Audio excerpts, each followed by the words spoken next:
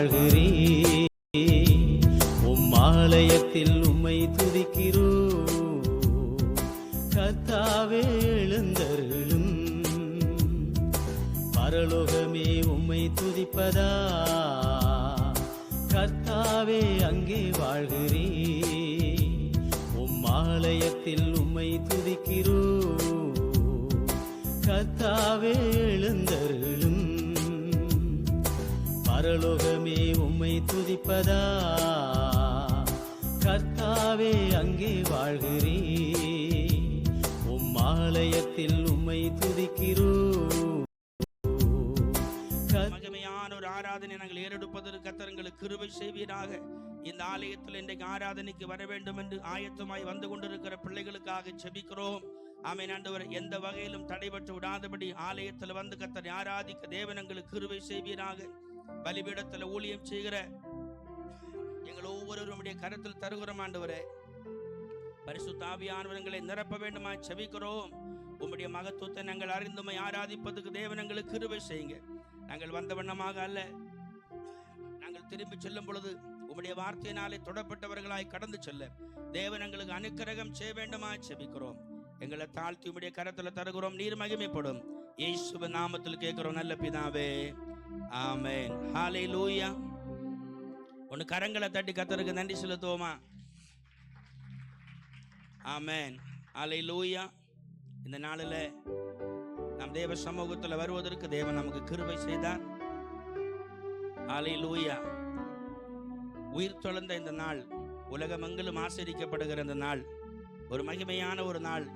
நம் தேவ சமூகத்தில் வந்து அவரை ஆராதிப்பதற்கு கர்த்தர் நமக்கு பாராட்டி இருக்கிறவருடைய கிருபைகளுக்காக நாம் நன்றி செலுத்துவோம். நம்ம எல்லாரும் பாடி ஆண்டவரை மகிமைப்படுத்தலாம். முதல் பாடல், உயிர் தொழுந்தாரே அல்லேலூயா, ஜெயித்தெழுந்தாரே, உயிருடன் எழுந்த மீட்பரேசன் சொந்தமானாரே. அல்லேலூயா. எத்தனை பேருக்கு அது சொல்ல முடியும்? ஆமென். உயிர் தொழுந்த இயேசுவை நம்ம ஆராதிக்க வந்திருக்கிறோம். அல்லேலூயா. கரங்களை தட்டி நம்ம பாட்டு பாடணும். ஆமென். கை கட்டி இருப்பதற்காக கை தட்டி கொண்டே இருக்கணும். ஆமென். ஸோ நீங்கள் நம்முடைய கரங்களை தட்டி ஆண்டவருடைய நாமத்தை மகிமைப்படுத்துவோம். ஸ்கிரீன்ல நமக்கு தெரிந்த பாடல்கள் தான் ஆண்டவரை மகிமைப்படுத்துவோம். ஹல்லேலூயா. Price the Lord. உயிர்த்தெழுந்தாரே அல்லேலூயா, ஜெயித்தெழுந்தாரே, உயிருடன் எழுந்த மீட்பரேசன் சொந்தமானாரே, உயிருடன் எழுந்த மீட்பரேசன் சொந்தமானாரே, உயிர்த்தெழுந்தாரே, கல்லறை திறந்திடவே, கடும் சேவகர் பயந்திடவே, கல்லறை திறந்திடவே, கடும் சேவகர் பயந்திடவே, வல்லவரேசு உயிர்த்தெழுந்தாரே, வல்ல பிதாவின் செயலிதுவே, வல்லவரேசு உயிர்த்தெழுந்தாரே, வல்ல பிதாவின் செயலிதுவே, உயிர்த்தெழுந்தாரே அல்லேலூயா, ஜெயித்தெழுந்தாரே, உயிருடன் எழுந்த மீட்பரேசு சொந்தமானாரே,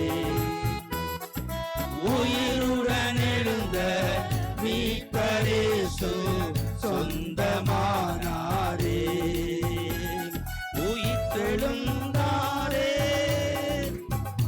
மரித்தவர் மத்தியிலே ஜீவதேவனை தேடுவாரோ, மரித்தவர் மத்தியிலே ஜீவதேவனை தேடுவாரோ, நீதியின் அதிபதி உயிர்த்தெழுந்தாரே, நித்திய நம்பிக்கை பெருகிடுதே, நீதியின் அதிபதி உயிர்த்தெழுந்தாரே, நித்திய நம்பிக்கை பெருகிடுதே, உயிர்த்தெழுந்தாரே அல்லேலூயா.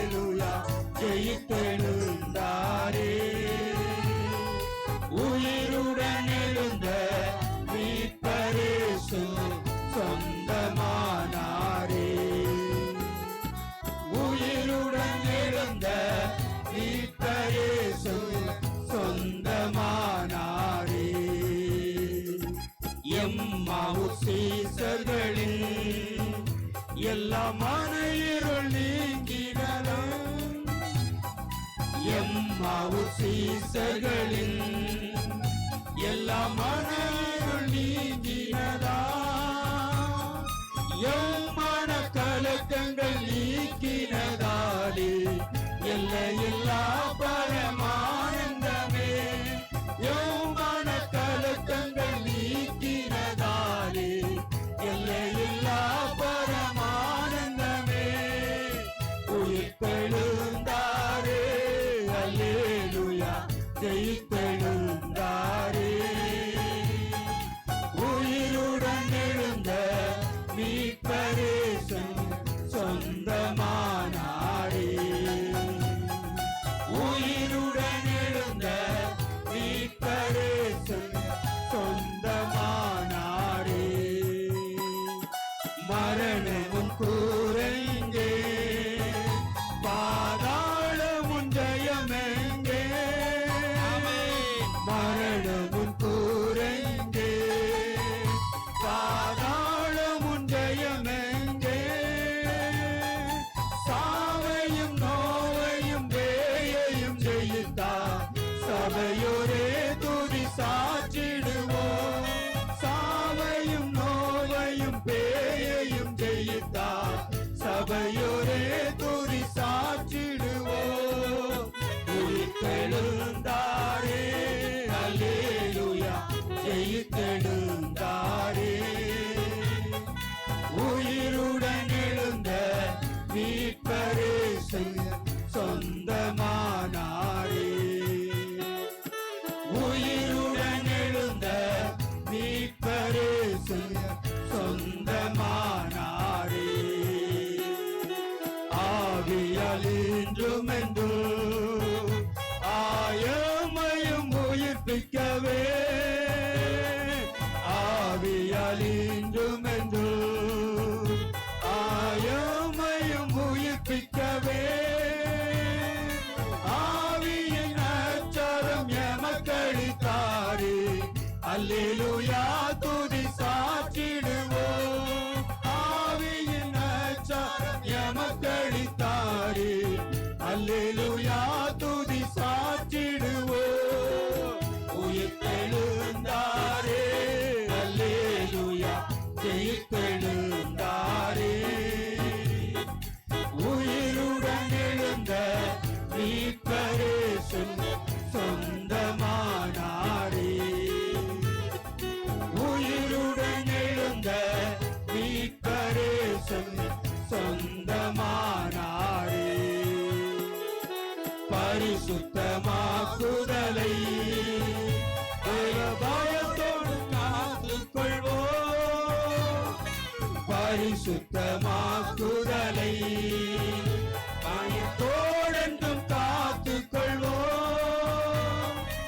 ஏத்தாளம் தோணிக்கையில் மறுரூபமாக எழும்புவோமே மகிமையிலே. ஏத்தாளம் தோணிக்கையில் மறுரூபமாக எழும்புவோமே மகிமையிலே. உயிர்த்தெழுந்தாரே அல்லேலூயா, ஜெயித்தெழுந்தாரே. உயிருடன் எழுந்த மீட்பரேசு சொந்தமானாரே. உயிருடன் எழுந்த மீட்பரேசு சொந்தமானாரே. உயிர்த்தெழுந்தாரே. அல்லேலூயா, அல்லேலூயா. ஹalleluya. ஆண்டவராகிய இயேசு கிறிஸ்து உயிர்த்தெழுந்த தினமாக நாம் இன்று கொண்டாடுகிறோம். அல்லேலூயா, அல்லேலூயா. அவர் இருந்த வண்ணமாக இருப்போம் என்று வேதம் சொல்லுகிறது. அல்லேலூயா. அவர் எப்படி உயிர்த்தெழுந்தாரோ அதே போல நாமும் உயிர்த்தெழ வேண்டும் என்றுதான் அவர் விரும்புகிறார். அல்லேலூயா. அதான் அந்த வசனத்தில், அந்த பாட்டில் 5வது அடி சொல்கிறது, ஆவியால் இன்றும் என்றும் எம்மையும் உயிர்ப்பிக்கவே ஆவியின் அச்சாரத்தை நமக்கு தந்திருக்கிறார். அல்லேலூயா. அந்த ஆவியினால தான் உயிர்ப்பிக்க முடியுமா, அந்த ஆவியின் அச்சாரத்தை தான் நமக்கு தந்திருக்கிறார். அல்லேலூயா. ஒருவேளை நம்ம இந்த நாளில் ஆவியின் அச்சாரத்தை, அதாவது வேத வசனம் சொல்லுகிறது, ஜலத்தினாலும் ஆவினாலும் மறுபடி பிறக்காவிட்டால் தேவனுடைய ராஜ்யத்தில் பிரவேசிக்கவே முடியாதான். அந்த ஆவியினால பிறக்கலாட்டு நம்ம ஆவியை அவரை போல நாம் உயிர்த்தெழ முடியவே முடியாது. அல்லேலூயா. அவரை போல உயிர்த்தெழ வேண்டுமே தான் நம்ம இந்த நாளை உயிர்த்தெழுதின் பண்டிகையாக கொண்டாடுகிறோம். அல்லேலூயா. ஆண்டவரை கேட்போம், ஆண்டவர் ஒருவேளை நம்ம கேட்காம, ஒருவேளை ஆவியின் அச்சாரத்தை நம்ம பெறாம இருந்தா ஆண்டவர்கிட்ட இந்த நேரத்தில் கேட்போம், ஆண்டவரே என்னை உம்முடைய ஆவியினால் அபிஷேகம் பண்ணுங்க என்று சொல்லி எல்லாரும் கண்களை மூடி எல்லாரும் உள்ளத்தின் ஆழத்திலிருந்து அவர் இருந்த வண்ணமாக இருக்க வேண்டும் என்று சொல்லிதான் அவர் விரும்புகிறார்.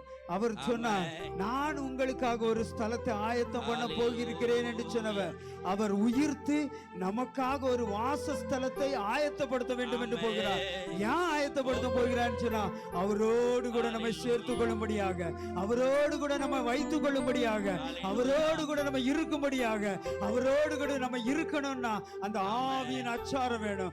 எத்தனை பேருக்கு அந்த ஒரு நிச்சயம் உண்டு, ஆவியின் அச்சாரம், ஆவியின் முத்திரையை நான் பெற்றிருக்கிறேன், நானும் ஒரு நாள் மறுரூபமாக்கப்படுவேன். இல்லைன்னா என் மரணம் வந்துனா, நான் அந்த மரித்தா அதோடு நான் எடுத்துக்கொள்ளப்படுவேன். ஆண்டவருடைய வருகை வந்தா நானும் உயிர்த்தெழப்படுவேன், இல்லை என்றால் மறுரூபமாக்கப்படுவேன் என்று சொல்லி எத்தனை பேருக்கு ஒரு நிச்சயம் உண்டு.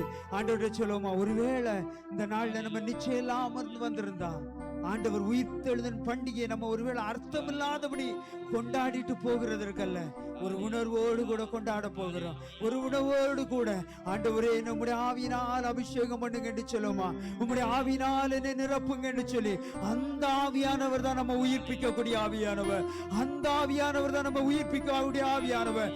ஆண்டவரே சொல்லுவோம், ஆண்டவரே உயிர்த்தெழுந்த ஆவியின் வல்லமை எங்கள் மேலே இறங்கட்டும் என்று சொல்லி உள்ளத்தின் ஆழத்திலிருந்து ஒருவர் கூட வெறுமையா இருக்க வேண்டாம். ஆண்டவரே உம்முடைய ஆவியினால் என்னை நிரப்புங்க என்று சொல்லி எல்லாரும் கேட்போமா. இந்த நாளில் ஆண்டவரை நாங்கள் ஒப்பு கொடுக்கிறப்பா, இந்த உயிர்த்தெழுதலின் பண்டிகையை நாங்கள் நினைவு கூறுகிற நாங்கள் அப்பா, நாங்களும் உயிர்த்தெழும்படியாக உம்முடைய ஆவியின் அச்சாரத்தை இந்த நாளில் நாங்கள் பெற்றுக்கொண்டவர்களாய் கடந்து போகணும். ஆண்டவரை நாங்கள் வெறுமையாய் வந்தவண்ணமாய் போக கூடாது. ஏதோ நாங்கள் பண்டிகையை ஆசரிக்க வரவில்லை, உம்முடைய ஆவியின் அபிஷேகத்தை, ஆவியின் அச்சாரத்தை உறுதியாய் பெற்றுக்கொள்ளத்தக்கவர்களாய் நாங்கள் பந்தய பொருளை பெற்றுக்கொள்ளத்தக்கதாக ஓட வேண்டும் என்று சொல்லி உள்ளத்தின் ஆழத்திலிருந்து கேட்கும் போது அவர் நம்மை நிரப்ப வல்லவராய் இருக்கிறார். அவை நம்ம ஆவியின் அச்சாரத்தினால் நம்மை தர வல்லமை உள்ளவராய் இருக்கிறார். நம்ம உண்மையாய் அவரிடத்தில் கேட்கும் போது அவர் ஆவியின் அச்சாரத்தை தந்து அவர் தம்மோடு கூட நம்மையும் உயிர்த்தெழக்கூடிய வல்லமையினால் நம்மை நிரப்ப வல்லவராயிருக்கிறார். என்ன ஒரு பாடலை கூட பாட போகிறோம். கீதம் கீதம் ஜெய ஜெய கீதம் கைகொட்டி பாடிடுவோம். இயேசுராஜன் உயிர்த்தெழுந்தார், ஜெயம் என்று ஆர்ப்பரிப்போம் என்று. ஆமென். ஸ்தோத்திரம். கீதம் கீதம் ஜெய ஜெய கீதம் கை கொட்டி பாடிடுவோம். கீதம் கீதம் ஜெய ஜெய கீதம் கை கொட்டி பாடிடுவோம். இயேசுராஜன் உயிர்த்தெழுந்தார், அல்லேலூயா, ஜெயம் என்று ஆர்ப்பரிப்போம். இயேசுராஜன் உயிர்த்தெழுந்தார், அல்லேலூயா, ஜெயம் என்று ஆர்ப்பரிப்போம். பாரது கல்லறை மூடின பெருங்கள் புரண்டுருந்தோடுது பாரது கல்லறை மூடின பெருங்கள் புரண்டுருண்டோடுது அங்கு போட்ட மூத்திரை காவல் நிற்குமோ தேவபுதன் சந்நிதி முன்.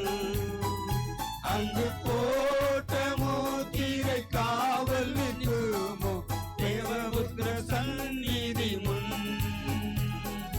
கீதம் கீதம் ஜெய ஜெய கீதம் கை கொட்டி பாடிடுவோம்.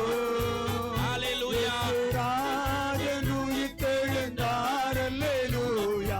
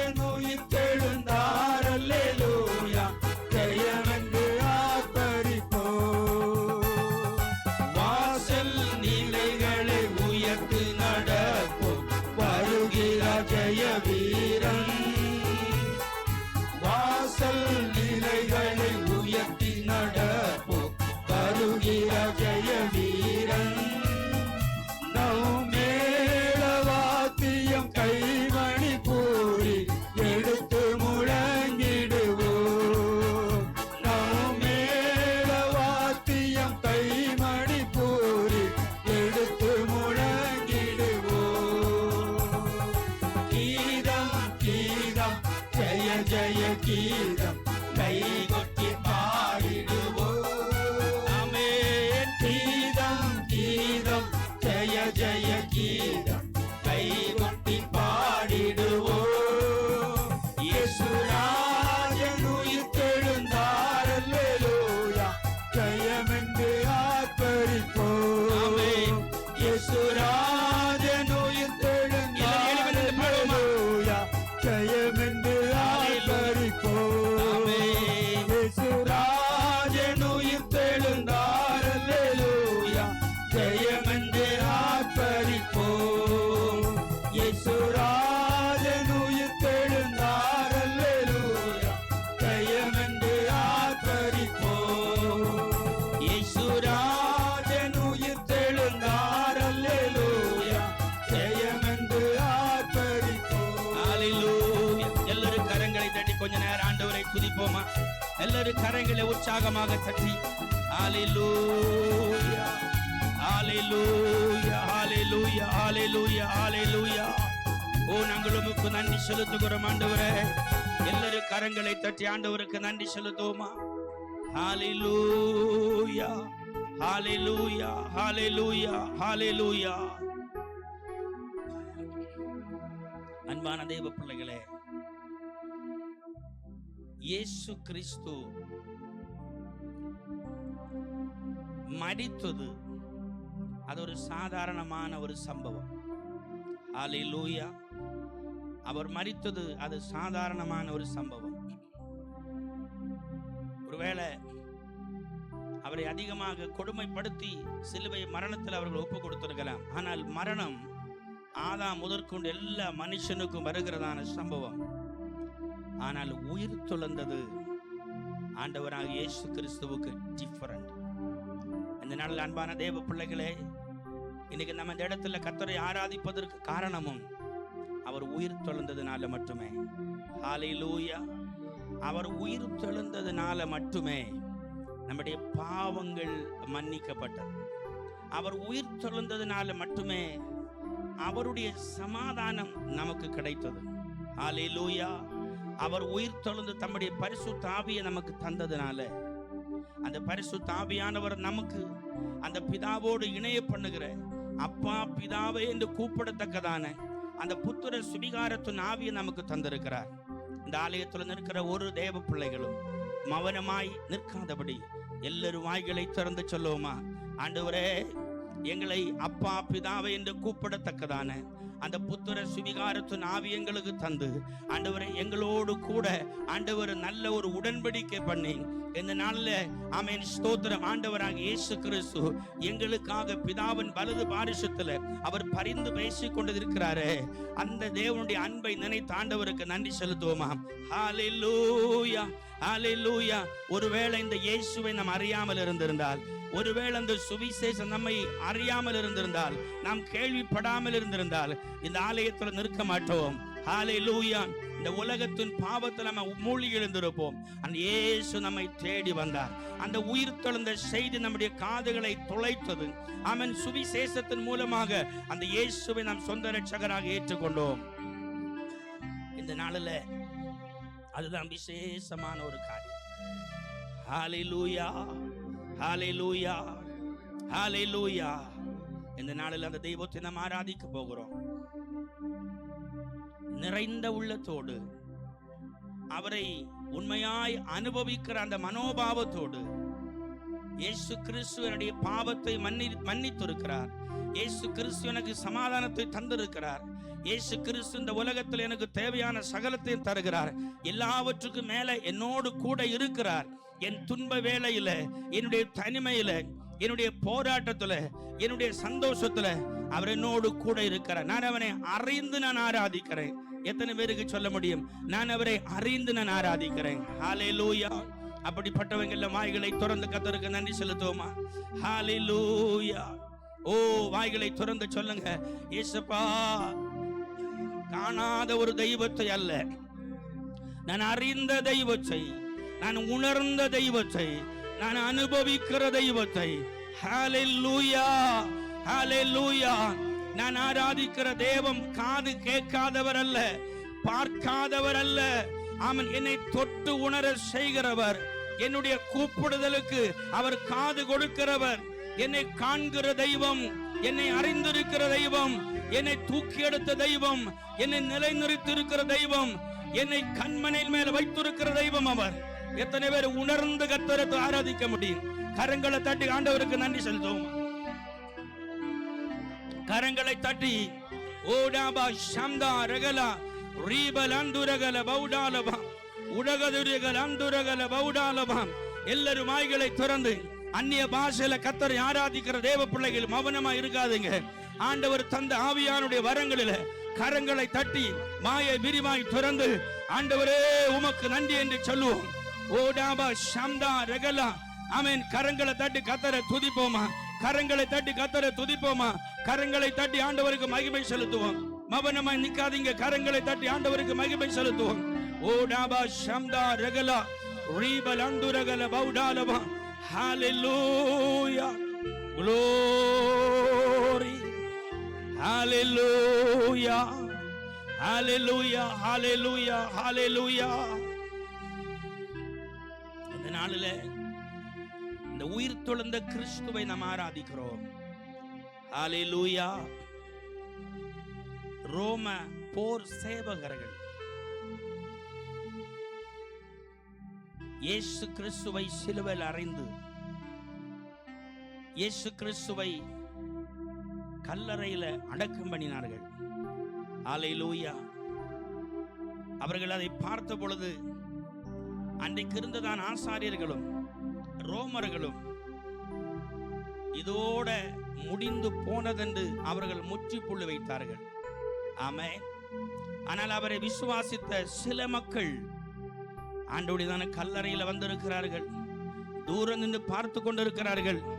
எல்லாரும் விலகி போனாலும் அவர்களுக்கு ஒரு எதிர்பார்ப்பு உண்டாயிருந்தது. அவர் உயிரோடு இருக்கும் பொழுது சொன்னார், நான் மரிப்பேன், நான் 3ஆம் நாள் மீண்டும் உயிர் தொழுவேன் என்று ஆண்டவர் சொன்னதை அவர்கள் அறிந்திருந்தார்கள். அதுல ஒரு நபர் மகதலேனா மரியாள். ஹalleluya, ஹalleluya.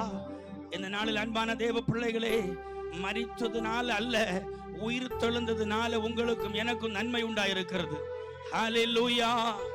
உயிர் தொழுந்ததுனால உங்களுக்கு எனக்கு ஒரு பாக்கியம் உண்டாயிருக்கிறது.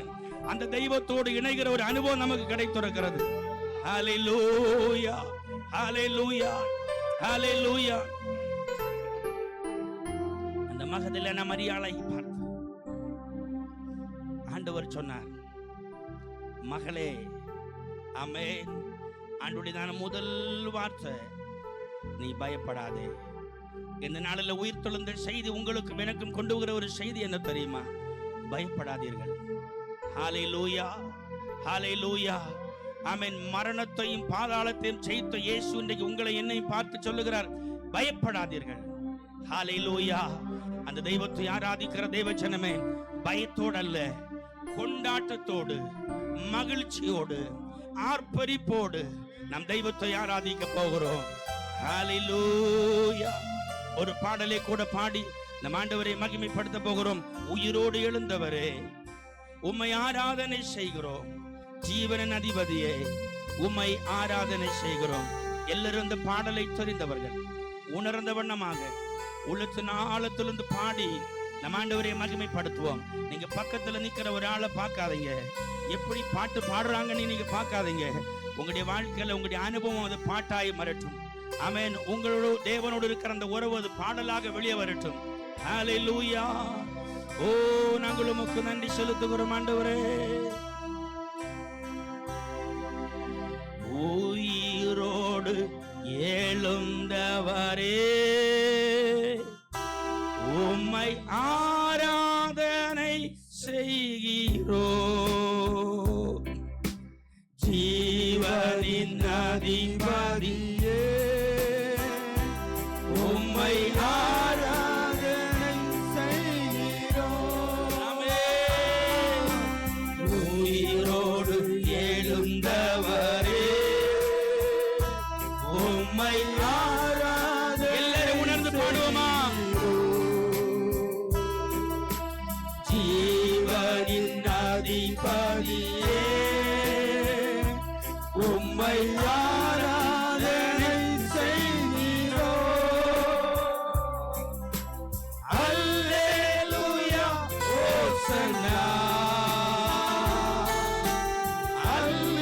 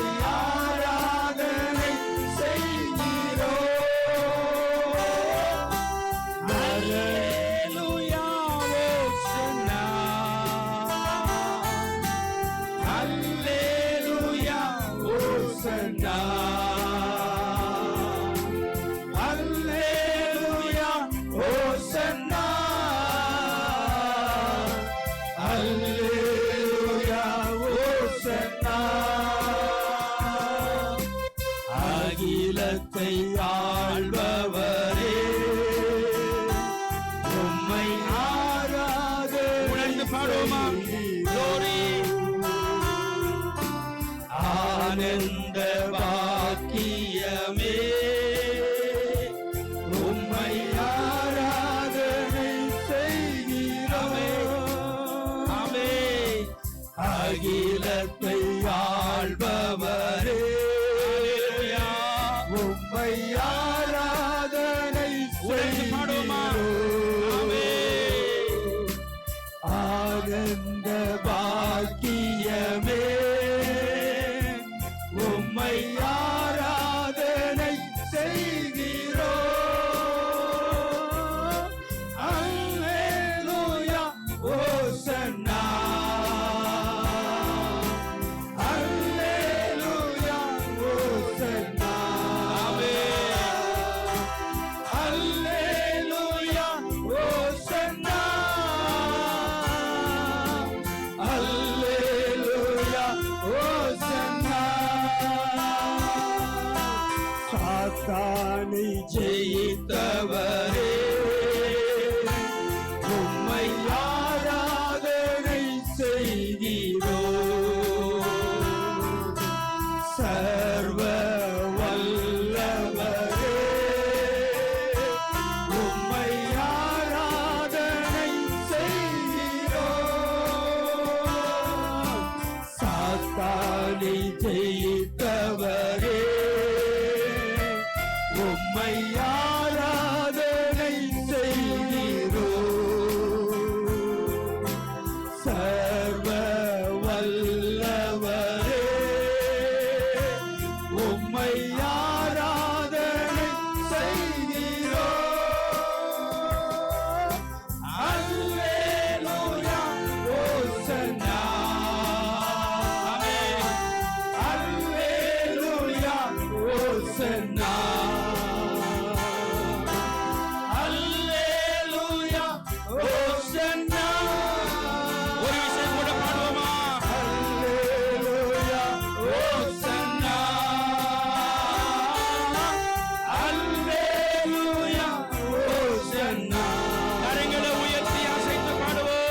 அல்லேலூயா ஓசன்னா.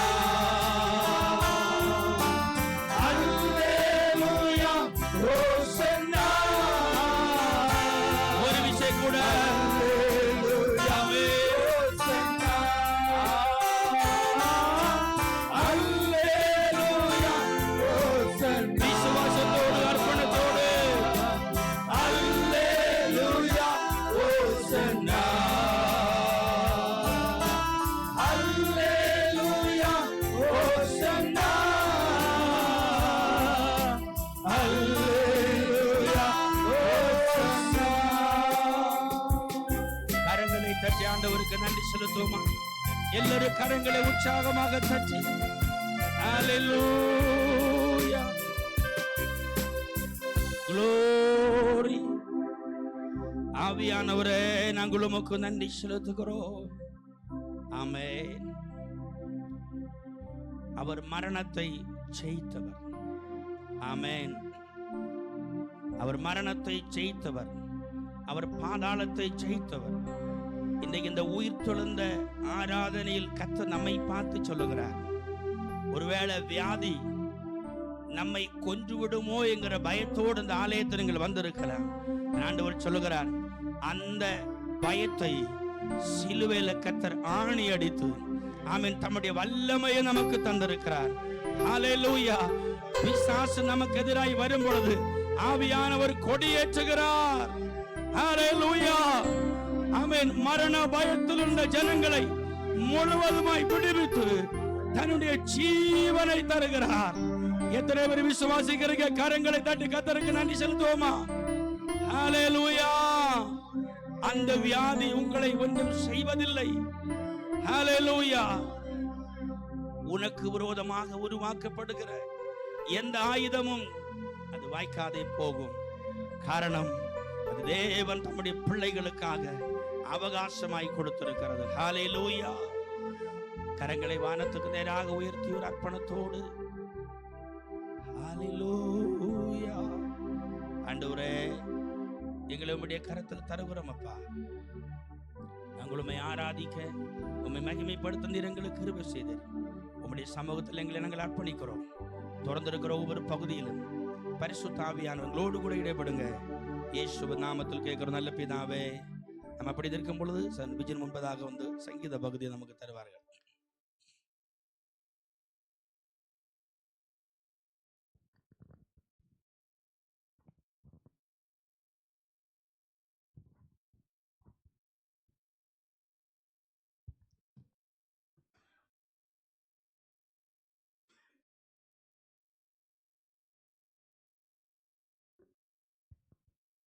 ഇതിന് സ്തോത്രം. സങ്കീർത്തനങ്ങൾ 16 നമുക്ക് പ്രതിവാക്യമായിട്ട് വായിച്ച് ദൈവനാമത്തെ മഹത്വപ്പെടുത്താം.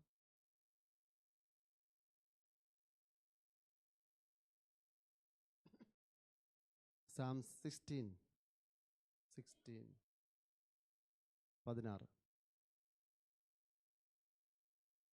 ദൈവമേ, ഞാൻ നിന്നെ ശരണമാക്കിയിരിക്കയാൽ എന്നെ കാത്തുകൊള്ളണമേ. என் நெஞ்சமே, நீ கர்த்தரை நோக்கி தேவரீர் என் ஆண்டவராயிருக்கிறீர். என் செல்வம் உமக்கு வேண்டியதாயிராமல். ഭൂമിയിലെ വിശുദ്ധന്മാരോ അവരെനിക്ക് പ്രസാദമുള്ള ശ്രേഷ്ഠന്മാർ തന്നെ. அந்நிய தேவனை நாடி பின்பற்றுகிறவர்களுக்கு வேதனைகள் பெருகும். அவர்கள் செலுத்துகிற இரத்த பானபலிகளை நான் செலுத்த மாட்டேன். அவர்கள் நாமங்களை என் உதடுகளினாலே உச்சரிக்கவும் மாட்டேன். എൻ്റെ അവകാശത്തിൻ്റെയും പാനപാത്രത്തിൻ്റെയും പങ്ക് യഹോവ ആകുന്നു. നീ എനിക്കുള്ള ഓഹരിയെ പരിപാലിക്കുന്നു. நேர்த்தியான இடங்களில் எனக்கு பங்கு கிடைத்தது. ஆம், சிறப்பான சுதந்திரம் எனக்கு உண்டு. എനിക്ക് ബുദ്ധി ഉപദേശിച്ച് തന്ന യഹോവയെ ഞാൻ വാഴ്ത്തും. രാത്രി കാലങ്ങളിലും എൻ്റെ അന്തരംഗം എന്നെ ഉപദേശിക്കുന്നു. கர்த்தரை எப்பொழுது எனக்கு முன்பாக வைத்திருக்கிறேன். அவர் என் வலது பாரசத்தில் இருக்கிறபடியால் நான் அசைக்கப்படுவதில்லை. അതുകൊണ്ട് എൻ്റെ ഹൃദയം സന്തോഷിച്ച് എൻ്റെ മനസ്സ് ആനന്ദിക്കുന്നു. എൻ്റെ ജഡവും നിർഭയമായി വസിക്കും. என் ஆத்துமாவை பாதாளத்தில் விடீர். உம்முடைய பரிசுத்தவான்களின் அழிவை காண விட்டீர். അടുത്ത വാക്യം നമുക്ക് ചേർത്ത് വായിക്കാം. ജീവന്റെ വഴി നീ എനിക്ക് കാണിച്ചു തരും. നിന്റെ സന്നിധിയിൽ സന്തോഷ പരിപൂർണതയും നിന്റെ വലത്തു ഭാഗത്ത് നിന്നും പ്രമോദങ്ങളും ഉണ്ട്. ഹല്ലേലൂയ. എല്ലാവർക്കും ശാന്തമായ ദൈവസന്നിധിയിലിരിക്കാം. സ്തോത്രം. ഇന്ന് രാത്രികാലം ആഴ്ചവട്ടത്തിൻ്റെ 1-ാം ദിവസം എന്നതുപോലെ നമുക്ക് ദൈവസന്നിധിയിൽ വരുവാൻ ദൈവം നമുക്കൊരു ഭാഗ്യം നൽകി. യേശു ക്രിസ്തുവിൻ്റെ ഉയർപ്പിൻ്റെ ദിവസവുമായിട്ട് ഓർമ്മപ്പെടുത്തി നമ്മുടെ ഹൃദയത്തിലെ പ്രത്യാശയെ ഒരിക്കൽ കൂടെ അതിനെ ഊർജിതപ്പെടുത്തുവാനും അതിനെ ബലപ്പെടുത്തുവാനും ആ പ്രത്യാശയിൽ സന്തോഷിപ്പാനും അതിന് കാരണമായ ദൈവത്തെ സ്തുതിപ്പാനും നമുക്ക് ഇന്ന് രാത്രികാലം പല സ്ഥലങ്ങളിൽ നമ്മൾ വന്നിരിക്കുന്നു. ആമേൻ. സ്തോത്രം. റഗ്ഗയിൽ നിന്നും, ആമേൻ സ്തോത്രം, ഫർവാനിയിൽ നിന്നും പല സ്ഥലങ്ങളിൽ നിന്നും വന്നിരിക്കുന്ന, പ്രയാസത്തോടെ വന്നിരിക്കുന്ന, ആമേൻ സ്തോത്രം, വളരെ ബുദ്ധിമുട്ടോടെ കടന്നു വന്നിരിക്കുന്ന എല്ലാവരെയും, ആമേൻ സ്തോത്രം, സന്തോഷത്തോടെ വന്നിരിക്കുന്നവരെല്ലാവരെയും യേശു ക്രിസ്തുവിൻ്റെ നാമത്തിൽ ഒരു പ്രാവശ്യം കൂടെ, ആമേൻ സ്തോത്രം, ഉള്ള സ്നേഹവന്ദനത്തെ അറിയിക്കുന്ന ദൈവം നമ്മളെ അനുഗ്രഹിക്കുമാറാകട്ടെ. നമ്മുടെ ദൈവം നല്ലവൻ. ഹല്ലേലൂയ. ഉണ്മയുള്ളവൻ, സത്യവാൻ. ആമേൻ. ഇന്നൊരു നമ്മൾ കേൾക്കപ്പെടുന്നത് പോലെ ഈസ്റ്ററാണ്, യേശു ക്രിസ്തുവിൻ്റെ ഉയർത്തെഴുന്നേൽപ്പ്. പല വിശുദ്ധന്മാരുടെ ശരീരവും ജീർണിക്കപ്പെടാത്തതായിട്ട് നമ്മൾ ചരിത്രങ്ങളിൽ കൂടെ വായിക്കും, മനസ്സിലാക്കുവാൻ സാധിക്കും. നമ്മൾ ചില ഗോവയിലുള്ള സെൻറ്റ് ഫ്രാൻസിസ് സേവ്യർ എന്ന് പറയുന്ന വിശുദ്ധൻ്റെ ശരീരം ദ്രവിക്കാതിരിക്കുന്നതായിട്ട് നമ്മൾ കേട്ടിട്ടുണ്ട്. ചില അതുപോലെ 800 വർഷം കൊണ്ട് വരെ ദ്രവിക്കാതിരിക്കുന്ന ശരീരം കൊണ്ടായിട്ടുണ്ടെന്ന് പറയുന്നു. എന്നാൽ സയൻസ് ഈ ഇടയ്ക്ക് ഇങ്ങനെ പറയുന്നു, ചില വ്യക്തികൾ മരിക്കുമ്പോൾ അവരുടെ ശരീരത്തിൽ ഒരു വാക്സ് ഉരുകുമ്പോൾ ബാക്ടീരിയയ്ക്ക് അതിനെ നശിപ്പിക്കാൻ സാധ്യമല്ല. വളരെ മാസങ്ങളോളം, വേണമെങ്കിൽ വർഷങ്ങളോളം ശരീരം അടക്കം ചെയ്താൽ മരിക്കാതിരിക്കുന്നതായിട്ട് സയൻറ്റിഫിക് പ്രൂവോട്ട് ചിലർ പറയാറുണ്ട്, അത് വിശുദ്ധനായാലും ഇല്ലെങ്കിലും. പക്ഷെ എന്തായാലും 800 വർഷമൊക്കെ ചില വിശുദ്ധന്മാരുടെ ശരീരം അഴുകാതിരിക്കുന്നത് കേട്ടിട്ടുണ്ട്. എന്നാൽ ഇന്ന് രാത്രിക്ക് ഒരു കാര്യം സത്യമാണ്, നമ്മുടെ കർത്താവായ യേശു ക്രിസ്തു ഉയർത്തെഴുന്നേറ്റിരിക്കുന്നു. ആമേൻ. ഹല്ലേലൂയ. അതിന് നമ്മൾ നോക്കിക്കഴിഞ്ഞാൽ, ഇസ്രയേലിൽ പോയി കഴിഞ്ഞാൽ യുദ്ധത്തിന് മുമ്പ് മുസ്ലിങ്ങളുടെ അണ്ടറിലായിരുന്നു യേശു ക്രിസ്തുവിൻ്റെ കല്ലറ. അതിൽ യേശു ക്രിസ്തു ഇല്ല, ആ കല്ലറ അസ്ഥി ഇല്ല. യേശു ക്രിസ്തു ഉയർത്തെഴുന്നേറ്റു എന്നതിൻ്റെ തെളിവ് നമ്മുടെ നാട്ടിലാണെങ്കിൽ ഈ ദിവസങ്ങൾ, ഞാൻ എൻ്റെ ഓർമ്മ ശരിയാണെങ്കിൽ ചെറുപ്പത്തിൽ നിങ്ങളുടെ ഓർമ്മയിലും കാണും. വണ്ടിയെല്ലാം അലങ്കരിച്ച് വാഴത്തടയെല്ലാം ആ സൈഡിലെല്ലാം വച്ച് ലൈറ്റൊക്കെ ഇട്ട് അതിരാവിലെ ആകുമ്പോൾ ഒരു ഭാഗം വിളിച്ചു പറയും. എനിക്കിഷ്ടപ്പെട്ട ചില ഭാഗങ്ങളിൽ ഒന്ന്, എന്നെ വിടുവിച്ച ഒരു ഭാഗം ഇതാണ്: ഹേ മരണമേ നിന്റെ ജയം എവിടെ? ഹേ പാതാളമേ നിന്റെ വിഷമുള്ള എവിടെ? മരണത്തിൻ്റെ വിഷമുള്ള പാപത്തിൻ്റെ വിഷമുള്ള ന്യായപ്രമാണം നമ്മുടെ കർത്താവായ യേശു ക്രിസ്തു മുഖാന്തരം ജയം നൽകുന്ന ദൈവത്തിന് സ്തോത്രം. ഹല്ലേലൂയ. ഈ ശബ്ദം നല്ല ബാസിൽ നല്ല ഉയർത്തി മൈക്കിൽ കൂടെ, ആ റോഡിൽ കൂടെ, എൻ്റെ വീട് റോഡ് സൈഡാണ്, അങ്ങനെ പോകുമ്പോൾ അത് കേൾക്കുമ്പോൾ ഒരു ഭയങ്കര ഒരു പ്രകമ്പനവും അതിൻ്റെ വചനത്തിൻ്റെ ആ മീനിങ് ലഭിക്കുമ്പോൾ ഒരു സന്തോഷവുമാണ്. ആ 2 പിക്ചറിടാമോ? ഒന്ന് യേശു ക്രിസ്തുവിൻ്റെ കേട്ടോ. ഈ ഭാഗം ഈ സ്ത്രീകൾ യേശുവിൻ്റെ ശരീരത്തിൽ നറുമണം അല്ലെങ്കിൽ സ്പൈസസ് പൂശാൻ വേണ്ടി വരുമ്പോൾ ആ മരിച്ച ശരീരത്തെ തേടി വന്ന ആ സ്ത്രീകളോട് ദൈവദൂതൻ പറയുകയാണ്, സ്ത്രീയെ, നിങ്ങൾ ജീവനുള്ളവനെ മരിച്ചവരുടെ ഇടയിൽ അന്വേഷിക്കുന്നത് എന്തിന്? ഹല്ലേലൂയ. ഭയങ്കര നിങ്ങളൊന്ന് ആലോചിച്ച് നോക്കി, ഭയങ്കര ഊർജം നൽകുന്ന വാക്യമല്ലേ? അമ്മേ സഹോദരം, സ്ത്രീകളെ, ജീവനുള്ളവനെ മരിച്ചവരുടെ ഇടയിൽ അന്വേഷിക്കുന്നത് എന്തിന്? ഹല്ലേലൂയ. നമ്മുടെ കർത്താവായ യേശു ക്രിസ്തു ഉയർത്തെഴുന്നേറ്റിരിക്കുന്നു. അവൻ ഉയർത്തെഴുന്നേറ്റിരിക്കുന്നു. ഹല്ലേലൂയ. രോഗം വരുമ്പോഴും ഭാരം വരുമ്പോഴും ഇവൻ മരണവക്കിലെത്തുമ്പോഴും ജീവൻ നഷ്ടപ്പെട്ടു പോകുമ്പോൾ, കൈകാലുകളെല്ലാം ആടുമ്പോൾ, നമ്മുടെ പ്രിയപ്പെട്ടവരുടെ ജീവൻ നഷ്ടപ്പെട്ടു പോകുമ്പോൾ നമ്മൾ വിറങ്ങളടിച്ചതുപോലെ മാറത്തടിച്ച് എന്ത് ചെയ്യണമെന്ന് അറിയാതെ വിഷമിച്ചിരിക്കുമ്പോൾ നമുക്കൊരു പ്രത്യാശയുണ്ട്. നമ്മുടെ കർത്താവായ യേശു ക്രിസ്തു മരിച്ചവരുടെ ഇടയിൽ നിന്നും ഉയർത്തെഴുന്നേറ്റിരിക്കുന്നു. ഹല്ലേലൂയ.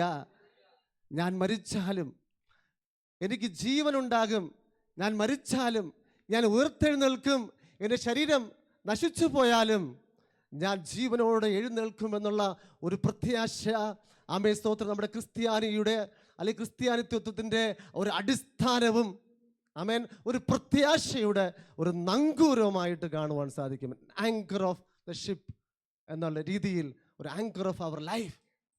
പ്രത്യാശയുടെ ആങ്കർ എന്ന് പറയുന്നത് യേശു ക്രിസ്തുവിൻ്റെ ഉയർത്തെഴുന്നേൽപ്പ് തന്നെയാണ്. ഹല്ലേലൂയ. അല്ല, വചനങ്ങളിലൂടെ നമുക്ക് പോകാം. ആമേൻ സ്തോത്രം. 16-ന്റെ 10-ാമത്തെ വാക്യമാണ് നമ്മളിവിടെ വായിച്ചത്. നീ എൻ്റെ പ്രാണനെ പാതാളത്തിൽ വിടുകയില്ല. ആ ഭാഗം മാത്രം നമുക്കൊരു 2 മിനിറ്റ് 3 മിനിറ്റ് ഫോക്കസ് ചെയ്യാം. നീ എൻ്റെ പ്രാണനെ പാതാളത്തിൽ വിടുകയില്ല, നിന്റെ പരിശുദ്ധനെ ദ്രവത്വം കാണുവാൻ സമ്മതിക്കുകയുമില്ല. ആമേൻ. ഇതിനെക്കുറിച്ച് അപ്പോസ്തല പ്രവൃത്തികൾ 2:29 മുതൽ 31 വരെ വായിക്കുമ്പോൾ മനസ്സിലാക്കാൻ സാധിക്കും. അവിടെ അപ്പോസ്തല പത്രോസ് പരിശുദ്ധാത്മാവിൻ്റെ ആദ്യത്തെ ആ മഹാമാരി വരുമ്പോൾ അവർ അന്യഭാഷയിൽ പ്രവചിക്കുകയും പല ഭാഷകളിൽ അവർ, അതായത് മറ്റുള്ള ഭാഷയിൽ അവർ സംസാരിക്കാൻ തുടങ്ങുമ്പോൾ ജനങ്ങളെല്ലാം കൂടി വരുമ്പോൾ അവർ പറയുകയാണ്, നോക്ക്, ദാവീദ് മരിച്ചുപോയി, പല വിശുദ്ധന്മാരും നിങ്ങൾ പറയുന്ന മോശസ് മരിച്ചുപോയി, പല അബ്രഹാം മരിച്ചുപോയി, അവിടെ അസ്ഥികളെല്ലാം, അവരുടെ ടോംബ്, അവരുടെ കല്ലറകൾ അവിടെ അതേപോലെ തന്നെ ഇരിപ്പുണ്ട്. അത് ഇപ്പോഴും അതിൻ്റെ എല്ല് കഷ്ണമെല്ലാം അവിടെ ഉണ്ട്. പക്ഷെ നോക്ക്, യേശു ക്രിസ്തു മരിച്ചു, ഉയർത്തെഴുന്നേറ്റു, 40 ദിവസം നമുക്ക് മുമ്പിലായി പ്രത്യക്ഷപ്പെട്ടു, നമ്മുടെ അടുക്കലൊക്കെ കൂടെ നടന്നു, നമ്മോട് കൂടെ ആഹാരം കഴിച്ചു. ഇപ്പോൾ ഇതാ യേശു ക്രിസ്തു സ്വർഗാരോഹണം ചെയ്തിട്ട് 10 ദിവസമായതേ ഉള്ളൂ. പരിശുദ്ധാത്മാവ് പ്രവചനം പറഞ്ഞതുപോലെ നമ്മുടെ മേൽ വന്നിരിക്കുകയാണ്. ഇതാ യേശു ക്രിസ്തുവിൻ്റെ ശരീരം മാത്രം, അവൻ്റെ ശരീരം, അവൻ്റെ അസ്ഥികഷ്ണങ്ങൾ ഇവിടെ ഇല്ല. ആമേൻ സ്തോത്രം. അവൻ്റെ ശരീരം ഇവിടെ ഇല്ല. അതിൻ്റെ തെളിവൻ എന്തെന്നറിയാമോ? അവൻ ഉയർത്തെഴുന്നേറ്റിരിക്കുന്നു. അതും പറഞ്ഞതുപോലെ 700 വർഷങ്ങൾക്ക് മുമ്പ് പ്രവാചകന്മാർ പറഞ്ഞതുപോലെ അവൻ ഉയർത്തെഴുന്നേറ്റിരിക്കുന്നു. ഹല്ലേലൂയ. ഇതിനോടനുബന്ധിച്ച് ആമേൻ സ്തോത്രം 34-ാം സങ്കീർത്തനം 20 വായിക്കാമോ?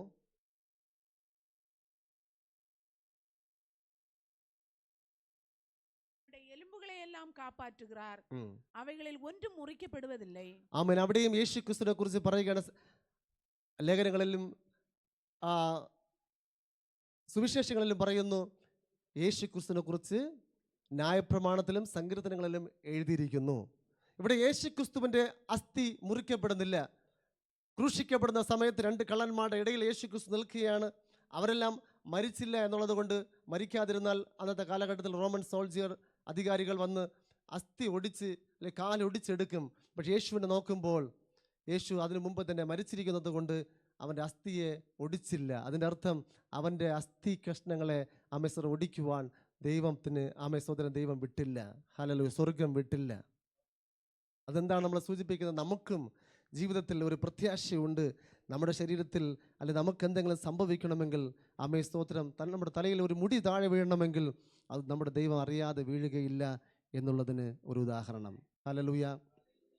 അപ്പോൾ യേശു ക്രിസ്തു ഉയർത്തെഴുന്നേറ്റു എന്നുള്ളത് നമുക്ക് സന്തോഷിക്കാൻ പറ്റുന്ന സ്തോത്രം ഒരു ഏറ്റവും വലിയ സ്തോത്രം പ്രഘോഷിപ്പിക്കാൻ പറ്റുന്ന അല്ലെങ്കിൽ മറ്റുള്ളവരോട് പറയാൻ പറ്റുന്ന ഏറ്റവും വലിയ ഒരു സുവിശേഷം തന്നെയാണ്. ഹല്ലേലൂയ. എന്നാലൊരു വിഷയമുണ്ട്. സ്തോത്രം ഈ സത്യത്തിന് വേണ്ടി നിൽക്കുമ്പോൾ സ്തോത്രം സത്യത്തെ ക്രൂശിക്കുവാൻ വേണ്ടി അനേകർ അന്ന് വരുന്നത് പോലെ ഇന്നും നമ്മുടെ അടുക്കൽ വരാൻ ചാൻസ് ഉണ്ട്. ഹല്ലേലൂയ. യേശു പറഞ്ഞു, പച്ച മരത്തെ ഇങ്ങനെ ചെയ്തെങ്കിൽ ഉണങ്ങിയ മരത്തെ ആയ നമ്മളോട് ഇത്രയധികം ചെയ്യാതിരിക്കും. പൗലോസ് പറയുന്നു, നല്ലവനായി ജീവിക്കുന്നവർ, യേശു ക്രിസ്തുവിന് വേണ്ടി അനുഗമിക്കുന്നവർക്ക് ജഡത്തിൽ കഷ്ടമുണ്ട്. ആമേൻ. പത്രോസ് ഇങ്ങനെ ഉദ്ബോധിപ്പിക്കുകയാണ്, നിങ്ങൾ രക്തം ചിന്തുന്നത് വരെ നിങ്ങൾ പരീക്ഷയോട് എതിർത്ത് നിന്നിട്ടില്ല. നിങ്ങൾ യേശുവിനെ സ്വീകരിച്ച സത്യം തന്നെ. പക്ഷെ പല ചെറിയ ചെറിയ പ്രശ്നങ്ങൾ വരുമ്പോൾ നിങ്ങൾ വിട്ടുപോടുന്നു. ചില സ്തോത്രം മലപ്രസംഗത്തിലുള്ളതുപോലെ 2 വസ്ത്രം ഉള്ളവൻ്റെ അടുത്ത് 1 വസ്ത്രം വാങ്ങാൻ വന്നു കഴിഞ്ഞാൽ വിട്ടുകൊടുക്കാൻ തോന്നുന്നില്ല. യേശു പറഞ്ഞു, ഒരുവൻ കന്നത്തടിച്ചാൽ മറുകന്നം കാണിച്ചു കൊടുക്കണം. ഒരുവൻ നിങ്ങളെ താഴ്ത്തിയാൽ നിങ്ങൾ താഴ്ന്നു കൊടുക്കണം എന്ന് പറയുമ്പോൾ സ്തോത്രം പലർക്കും അത് പറ്റുന്നില്ല. എന്നാൽ നമ്മൾ എന്തുകൊണ്ട് താഴ്ന്നു കൊടുക്കണം? എന്തുകൊണ്ട് യേശു ക്രിസ്തുവിൻ്റെ സുവിശേഷത്തെ അതിൻ്റെ കാതലായ ഭാഗങ്ങളിലേക്ക് അതിൻ്റെ എസൻസായ ഭാഗങ്ങളിലേക്ക് നമ്മൾ പ്രത്യാശയോടെ പോകുന്നു? എന്തുകൊണ്ട് നമ്മുടെ വസ്ത്രം 2 ഉണ്ടെങ്കിൽ 1 കൊടുക്കണം? എന്തുകൊണ്ട് മറ്റുള്ളവർക്ക് വേണ്ടി നമ്മുടെ അതിരുകൾ തകർക്കമുണ്ടായാൽ വിട്ടുകൊടുക്കണം? മറ്റുള്ളവർക്ക് വേണ്ടി എന്തുകൊണ്ട് നമ്മൾ ത്യാഗം സഹിക്കണം എന്ന് ചോദിച്ചാൽ സ്തോത്രം യേശു ക്രിസ്തു പറയുന്നു, യോഹന്നാൻ സുവിശേഷം 14-ാം അധ്യായം, എൻ്റെ പിതാവിൻ്റെ ഭവനത്തിൽ അനേകം വാസസ്ഥലങ്ങളുണ്ട്, ഇല്ലെങ്കിൽ ഞാൻ നിങ്ങളോട് പറയുമായിരുന്നു. ഹല്ലേലൂയ. ഉയർത്തെഴുന്നേൽപ്പ് എന്ന് പറയുന്നത് സ്തോത്രം 1 കൊരിന്ത്യർക്ക് എഴുതിയ ലേഖനം 5-ാം അധ്യായത്തിൽ പറയുന്നത് പോലെ നമ്മുടെ ഈ ഭൗമ ശരീരം രോഗം പിടിച്ച് ഈ ശരീരം അഴിഞ്ഞു പോയാലും, ഈ ഭൂമിയിലുള്ള സമ്പത്തെല്ലാം അഴിഞ്ഞു പോയാലും സ്തോത്രം നമുക്ക് സ്വർഗരാജ്യത്തിൽ കൈപ്പണിയില്ലാത്ത ഒരു രാജ്യം, ഒരു സ്തോത്രം ഒരു ഭവനം, ഒരു വീട്, നല്ല മാളിക നമുക്കുണ്ട് എന്നുള്ള പ്രത്യാശ ഉള്ളത് കൊണ്ട് സ്തോത്രം ഉയർത്തെഴുന്നേൽപ്പ് നമ്മളെ വീണ്ടും ഉത്സാഹത്തോടെ ക്രിസ്തുവിന് വേണ്ടി ത്യാഗ മനോഭാവത്തെ നമ്മളെ ഉത്സാഹിപ്പിച്ച് കാണിക്കുകയാണ്. സ്തോത്രം. യേശുവിനെ നോക്കിയാൽ എല്ലാം ഇരുന്നിട്ടും ദൈവികത്വത്തെ മുറുകെ പിടിക്കാതെ ഈ താണലോകത്തിലേക്ക് ഇറങ്ങി വന്ന് തന്നെത്താൻ താഴ്ത്തി മറ്റുള്ളവരുടെ മുമ്പിൽ കുനിഞ്ഞ് അവരുടെ പാദങ്ങൾ കഴുകി യേശു ക്രിസ്തുവിനെ കാണിക്കുന്നതെന്നറിയാമോ? സ്തോത്രം. അവൻ ഇവിടെ താഴുന്നതിൻ്റെ കാരണം അവിടെ അവൻ ഉയർത്തത്തിലിരിക്കുന്നവനാണ്. ഹല്ലേലൂയ. ഞാൻ പലപ്പോഴും ഇങ്ങനെ ചിന്തിക്കാറുണ്ട്. ഈ ലോകത്തിൽ എനിക്ക് ഏറ്റവും ഇഷ്ടപ്പെട്ട ചില പാസ്റ്റർമാരുണ്ട്. അഗസ്റ്റിൻ ജപകുമാർ പാസ്റ്റർ, പിന്നെ ജോൺസൺ പാസ്റ്റർ, അറിയാം. സ്തോത്രം. അപ്പോൾ ഈ പാസ്റ്ററെല്ലാം നമ്മൾ നോക്കുമ്പോൾ പലരെല്ലാവരും അറിയപ്പെടുന്നു. സ്തോത്രം. എല്ലാം ഫേമസ് ആണ്. എന്നാൽ സ്തോത്രം ഒരുപക്ഷെ സ്വർഗത്തിൽ പോകുമ്പോൾ സ്തോത്രം ഇവരെയും ഭരിക്കുന്ന സ്തോത്രം ഇവരെക്കാൾ മേലെ ഇരിക്കുന്ന സ്തോത്രം ഒരു വ്യക്തി ഒരുപക്ഷെ സാധാരണ ഒരു വ്യക്തി, ഇന്ന് ആരും അറിയാത്ത ഒരു വ്യക്തിയായിരിക്കും. ഹല്ലേലൂയ. ആരറിയുന്നു? ഇവിടെ രാജാവായിരിക്കുന്നവൻ ലാസറിൻ്റെ കഥ എന്താണ് നമ്മളെ പറയിപ്പിക്കുന്നത് അറിയാമോ? ഉയർത്തെഴുന്നേൽപ്പിൽ ആ ലാസറിൻ്റെയും ധനവാന്റെയും കഥ പറയുന്നത് അബ്രഹാം പറയുകയാണ്, നീ ഈ ലോകത്തിലായിരുന്ന സമയത്ത് ആഡംബരത്തോടെ ഉല്ലസിച്ച് നടന്നു, ഈ മനുഷ്യനോ പാവപ്പെട്ടവനായി, രോഗശീലനായി, വളരെ ആരുമില്ലാത്തവനായിരുന്നു. അതുകൊണ്ട് നീ ഇപ്പോൾ നരകത്തിലും അവൻ സ്വർഗത്തിലും ആകേണ്ടതല്ലേ? ഇനി ഒരിടത്ത് ലേഖനത്തിൽ പറയുന്നു, അവർ നിങ്ങളെ ഉപദ്രവിച്ചു. യെസ്, നിങ്ങൾ യേശുക്രിസ്തുവിന്റെ വചനപ്രകാരം സഹിച്ചു. അതുകൊണ്ട് നിത്യതയിൽ നിങ്ങളെ ഉപദ്രവിച്ചവർക്ക് ശിക്ഷയും നിങ്ങൾ ഉപദ്രവം സ്വീകരിച്ച നിങ്ങൾക്ക് സ്തോത്രം പ്രതിഫലവും നന്മയും തരുന്നത് ദൈവത്തിന് ഉചിതമായ കാര്യം. അങ്ങനെയാണെങ്കിൽ ഇന്ന് രാത്രിക്കാലം പാവപ്പെട്ടവനായി ജനിച്ചത് കൊണ്ടോ, അല്ലെങ്കിൽ അവൻ പാമരനായി സ്തോത്രം രാജാവല്ലാതെ ഒരു ഏറ്റവും താഴ്ത്തപ്പെട്ട ഒരു ചെറിയ ജോലിയാണ് നിങ്ങൾക്കുണ്ടെങ്കിലും, ഒരുപക്ഷെ ജോലി ഇല്ലെങ്കിൽ കൂടെ വിഷമിക്കേണ്ട. ക്രിസ്തുവിൽ മരിച്ചുവെങ്കിൽ, ക്രിസ്തുവിൽ കഷ്ടപ്പെട്ടുവെങ്കിൽ, ക്രിസ്തുവിൽ നിങ്ങൾ ത്യാഗം സഹിച്ചുവെങ്കിൽ, ക്രിസ്തുവിൽ നിങ്ങളുടെ ജോലി നഷ്ടപ്പെട്ടെങ്കിൽ വിഷമിക്കേണ്ട. നിങ്ങൾ രാജകീയ പുരോഹിതന്മാരായിട്ട് ഈ കാലഘട്ടത്തിലെ രാജാവിനെയും ഭരിക്കുന്ന ഒരു വലിയ രാജാവായിട്ട് അപ്പ് ആൻഡ് ഡൗൺ ആയിട്ട് മാറുന്ന ഒരു കാലഘട്ടം അത് വളരെ വിദൂരതയല്ല. ഉയർത്തെഴുന്നേൽപ്പ് നമുക്ക് പ്രത്യാശ നൽകുന്നതാണ്. ത്യാഗം ചെയ്താലും സ്തോത്രം ഉപദ്രവം വന്നാലും സഹിച്ചാലും അതിന് നഷ്ടമില്ല, അതിന് ലാഭമുണ്ട് എന്ന് ഒരു നിത്യതയുണ്ട്, അല്ലെങ്കിൽ ഒരു പ്രതിഫലമുണ്ട്. ക്രിസ്തു നിമിത്തം വചനം പറയുന്നു, രഹസ്യത്തിൽ കാണുന്ന പിതാവ് നിങ്ങൾക്ക് പ്രതിഫലം നൽകും. യേശു ക്രിസ്തുവിൻ്റെ വചന നിമിത്തം എന്തെങ്കിലും നിങ്ങൾക്ക് നഷ്ടപ്പെട്ടു പോയാൽ, ദൈവത്തിന് വേണ്ടി നിങ്ങൾ കൊടുത്തു പോയാൽ, അതുകൊണ്ട് നിങ്ങൾക്ക് എന്തെങ്കിലും നഷ്ടമായെന്ന് തോന്നിയാൽ തന്നെ അതൊന്നും നഷ്ടമല്ല, അതെല്ലാം ലാഭമാണെന്നും, നിങ്ങളുടെ ശരീരത്തെ യേശു ക്രിസ്തുവിന് വേണ്ടി രക്തസാക്ഷിയായി കൊടുത്താൽ കൂടെ അതിന് ഒരു പ്രത്യാശയുണ്ട് എന്ന് അവൻ കാണിക്കുന്ന ഒരു സൂത്രം, ഒരു ഭയങ്കരമായ പ്രത്യാശയാണ് യേശു ക്രിസ്തുവിൻ്റെ ദിനമെന്ന് പറയുന്നത്. ഹല്ലേലൂയ. അപ്പോൾ ഈ ഭാഗം സ്തോത്രം നമ്മുടെ മനസ്സിലേക്ക് കൊണ്ടുവരിക.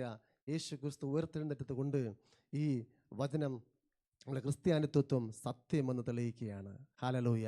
അല്ലെങ്കിൽ സ്നേഹത്തിൽ എവിടെയാണ് വിജയം? സ്നേഹത്തിലും ത്യാഗത്തിലും ഈ ലോകത്തിൽ എന്താണ് വില? യേശു ക്രിസ്തു ഉയർത്തെഴുന്നേറ്റില്ലെങ്കിൽ, യേശു ക്രിസ്തു ഉയർത്തെഴുന്നേറ്റുവെങ്കിൽ അത് വിശ്വസിക്കുന്ന നമുക്ക് അതൊരു പവറാണ്. ഹല്ലേലൂയ. അതുകൊണ്ട് താഴ്മയുള്ളവൻ സാധാരണക്കാരനല്ല, താഴ്മയുള്ളവനെയും ഉയർത്തുന്ന ഒരു ദൈവമുണ്ട്. ഹല്ലേലൂയ. അവൻ ഏറ്റവും ഉന്നതനായിത്തീരും, ഭൂമിയിലും ഒരുപക്ഷെ ഭൂമിയിലും വരാൻ പോകുന്ന ലോകത്തിലും. ദൈവവചനങ്ങളാണ്. ദൈവം അനുഗ്രഹിക്കുമാറാകട്ടെ. ആമേൻ.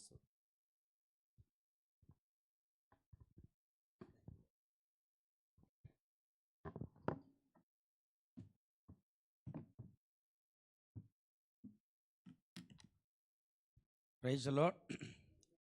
வந்திருக்கிற உங்கள் யாவரையும் ஒரு விசை கூட ஆண்டவராக இயேசு கிறிஸ்துடைய நாமத்தில் உங்களை வாழ்த்துகிறேன்.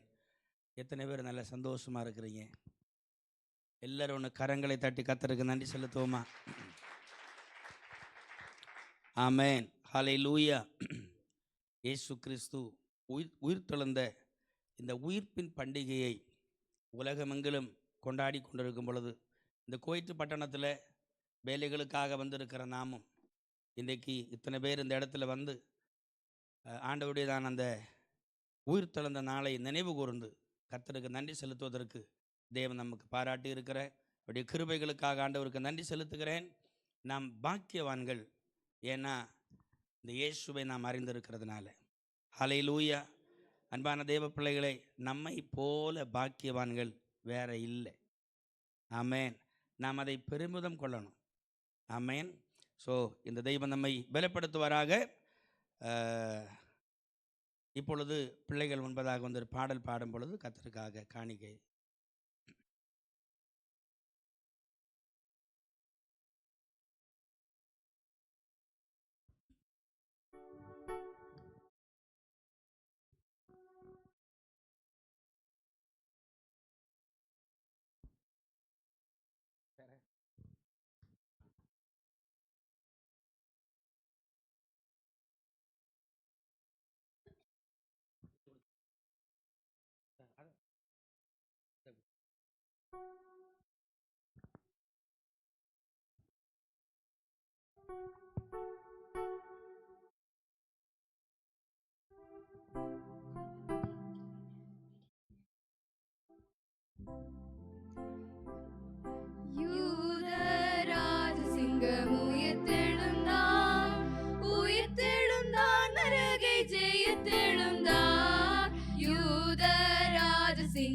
உயிர்த்தெழுந்தான்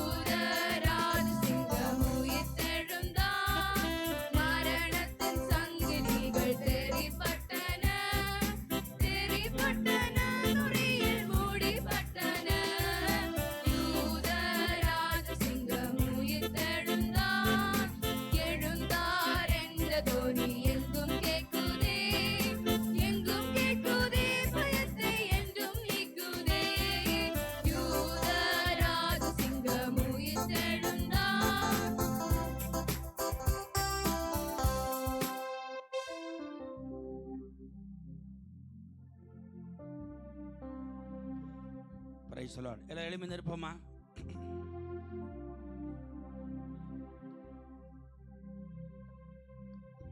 கர்த்தாவே, நாங்கள் உம்மை நன்றியோடு துதிக்கிறோம் அப்பா. இந்த நல்ல நேரத்துக்காக நாங்கள் உமக்கு நன்றி செலுத்துகிறோம். நீர் எங்களோடு கூட இம்மட்டும் இடைபெற்றீர்.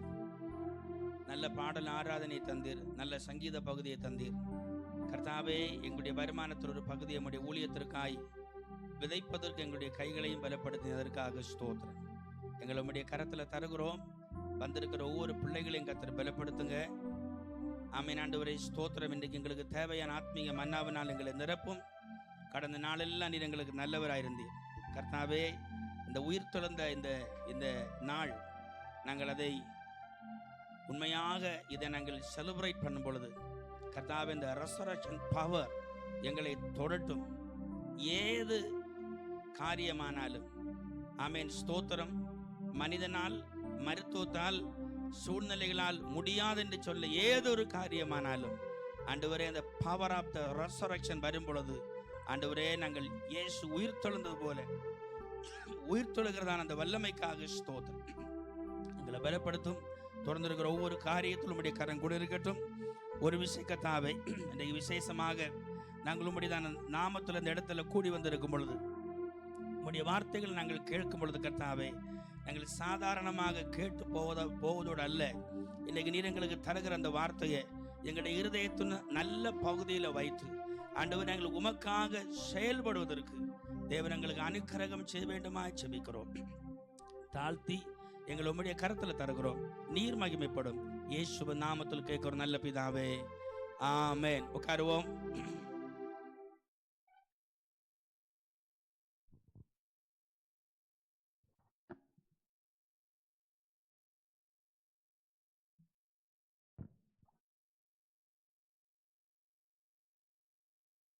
Price the Lord. ஒரு வேத பகுதியை வாசிக்கலாம். முதலாவது 1 கொரிந்தியர் 15ஆம் அதிகாரம் அதனுடையதான 3வது வசனத்திலிருந்து நாம் வாசிப்போம். நான் அடைந்ததும் உங்களுக்கு பிரதானமாக ஒப்புவித்ததும் என்னவென்றால், கிறிஸ்துவானவர் வேத வாக்கியங்களின்படி நமது பாவங்களுக்காக மரித்து அடக்கம் பண்ணப்பட்டு வேத வாக்கியங்களின்படி 3ஆம் நாளில் உயிர்த்தெழுந்து கேபாவுக்கும் பின்பு 12 தரிசனமானார். அதன் பின்பு அவர் 500 பேருக்கு அதிகமான சகோதரருக்கும் ஒரே வேளையில் தரிசனமானார். அவர்களில் அநேகர் இந்நாள் வரைக்கும் இருக்கிறார்கள், சிலர் மாத்திரம் நித்திரை அடைந்தார்கள்.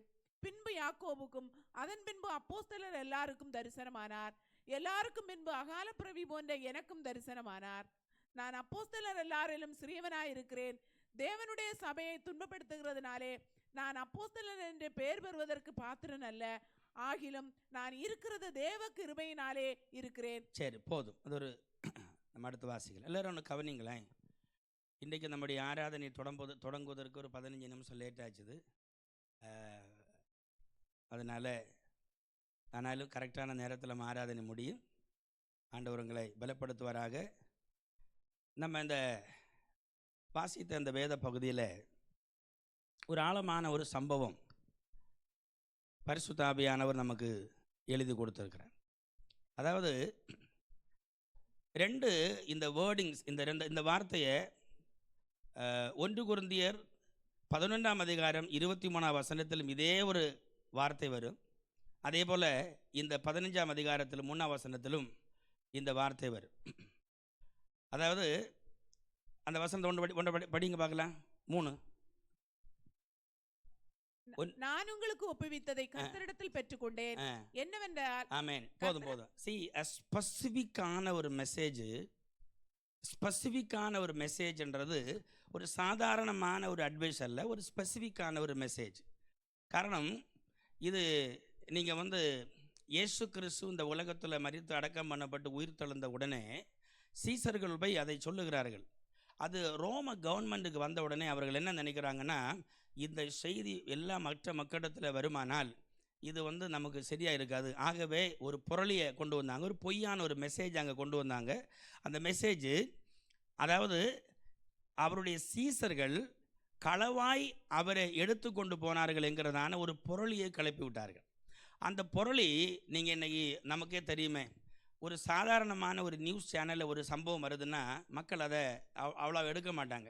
பிபிசி போன்றதான ஒரு சிஎன்எல்ல போலதான ஒரு நியூஸ் சேனலில் ஒரு மெசேஜ் வருதுன்னா அது அநேகருக்கு ரீச் ஆகவும் முடியும், அது கொஞ்சம் கூட ரொம்ப ஆப்டாக இருக்க முடியும். அப்போது அன்றைக்கு இருந்ததான மக்கள் மத்தியில் இயேசு கிறிஸ்துவை விசுவாசித்த மக்கள் சொன்ன மெசேஜ் மக்களுக்கு ஏற்றுக்கொள்ள முடியாது. ஏன்னா அது ஒரு கான்ட்ரடிக்ஷன். இதுவரையிலும் உலகத்தில் சம்பவிக்காத ஒரு காரியம், மரித்த ஒரு நபர் உயிரோடு எழுந்தார் என்கிற ஒரு செய்தி நம்ப முடியாது. ஆனால் மற்றவர்கள் என்ன கொண்டு வந்தாங்க தெரியுமா? அந்த கல்லறை குழியில் இயேசு இல்லை, அந்த அவருடைய சீசர்கள், அவருடையதான ரவி கிடையாது. காரணம், அதை அவர்கள் களவாய் கொண்டு போட்டார்கள். காரணம், அவங்களுடைய வேத வாக்கியத்தில் சொல்லி இருக்கிறது அவர் 3ஆம் நாளில் உயிர் தெழுவார் என்கிறதான ஒரு மெசேஜ் அங்கே பரப்பினார்கள். அப்போ அதனால தான் அப்போஸ்தலனாகிய பவுல் இந்த கொரிந்தியருக்கு எழுதும் பொழுது அவர் அந்த மெசேஜ் எங்கேருந்து கிடைச்சி தெரியுமா? இயேசுவை அவர் முகமுகமாய் கண்டு அந்த அனுபவத்தோடு எழுதுகிறார் கொரிந்து சபைக்கு. வேத வாக்கியங்களின்படி அவர் மரித்து, வேத வாக்கியங்களின் அவர் அடக்கம் பண்ணப்பட்டு, வேத வாக்கியங்களின்படி அவர் உயிர் தெழுந்தார். அல்லேலூயா. காரணம், அந்த ரோம கவர்மெண்ட் ஒரு காரியத்தை நோ என்று சொன்னால் அன்றைக்கு நோ தான், எஸ் என்று சொல்ல முடியாது.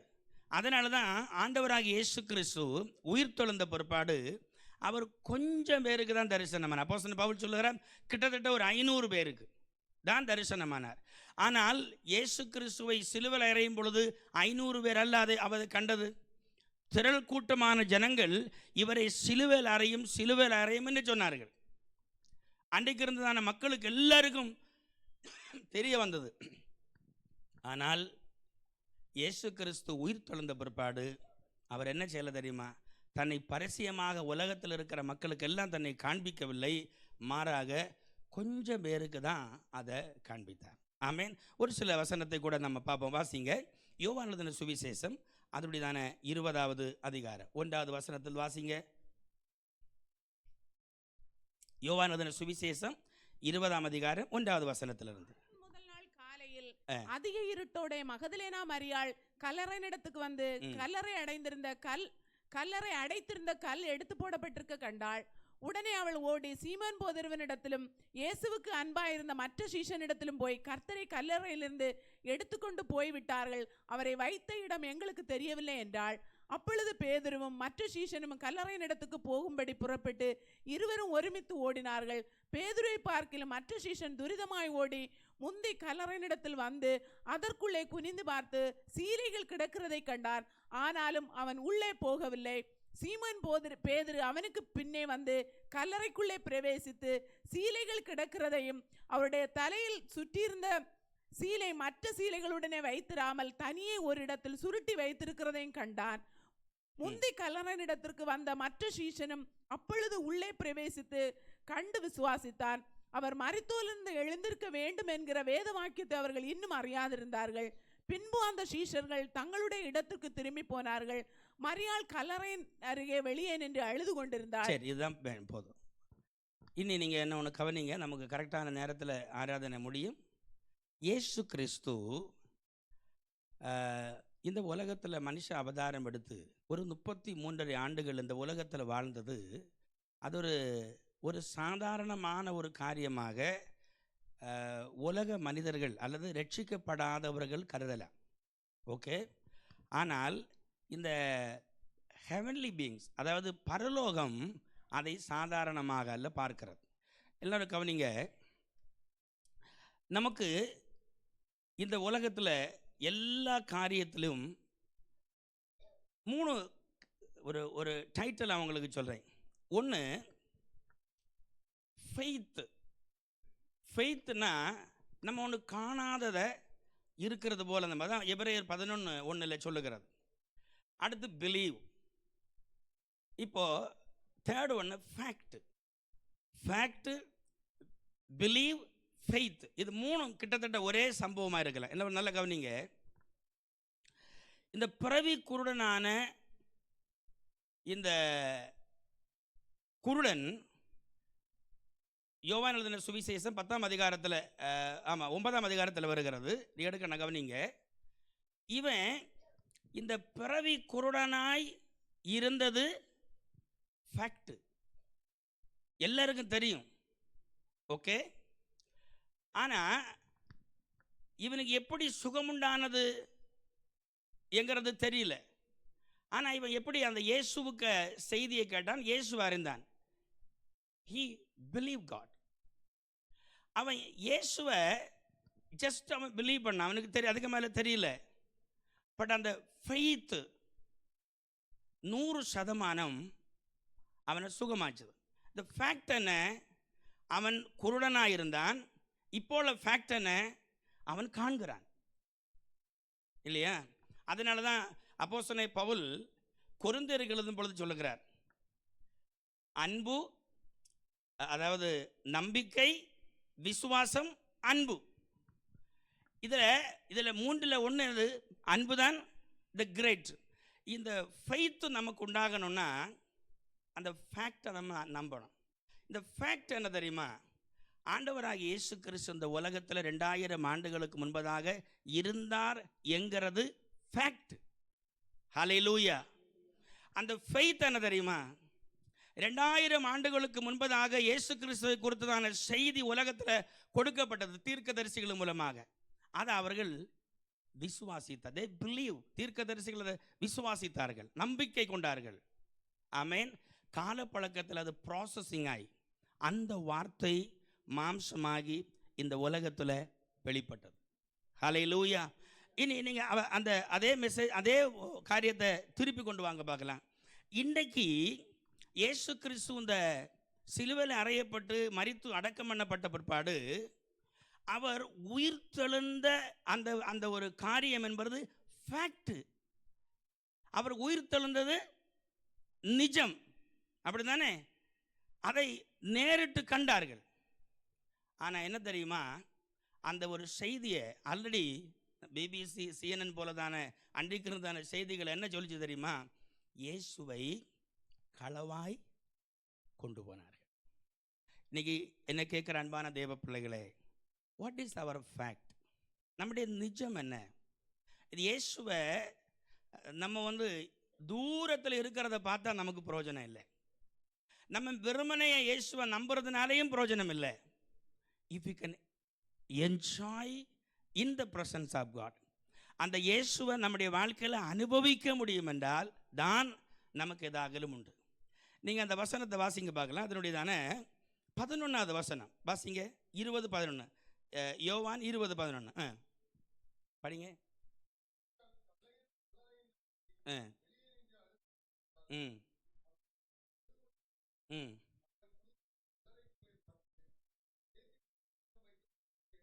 ம்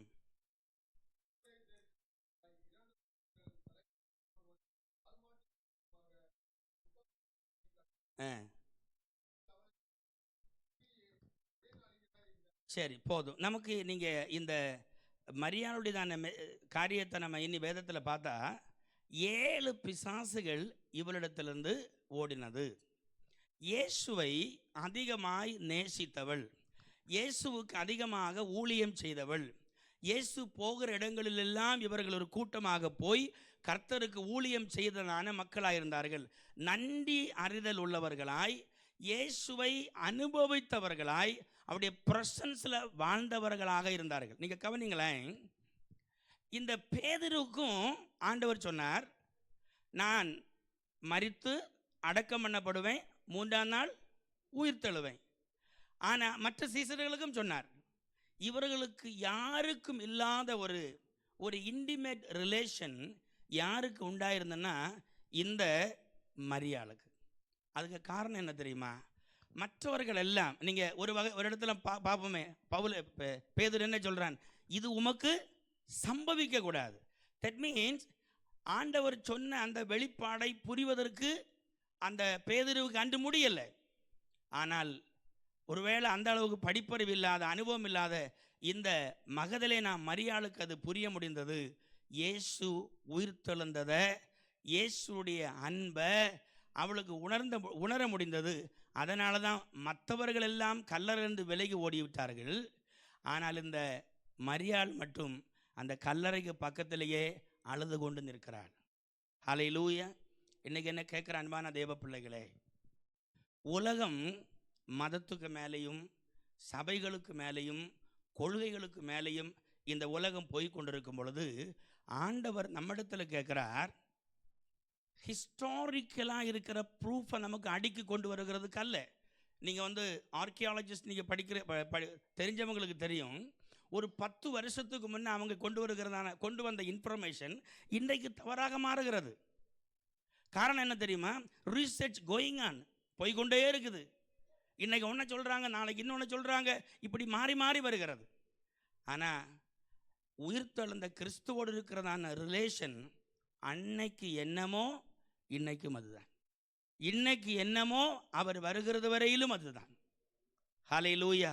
இனி அதனுடையதான 14வது வசனத்தை வாசிங்க பார்க்கலாம்.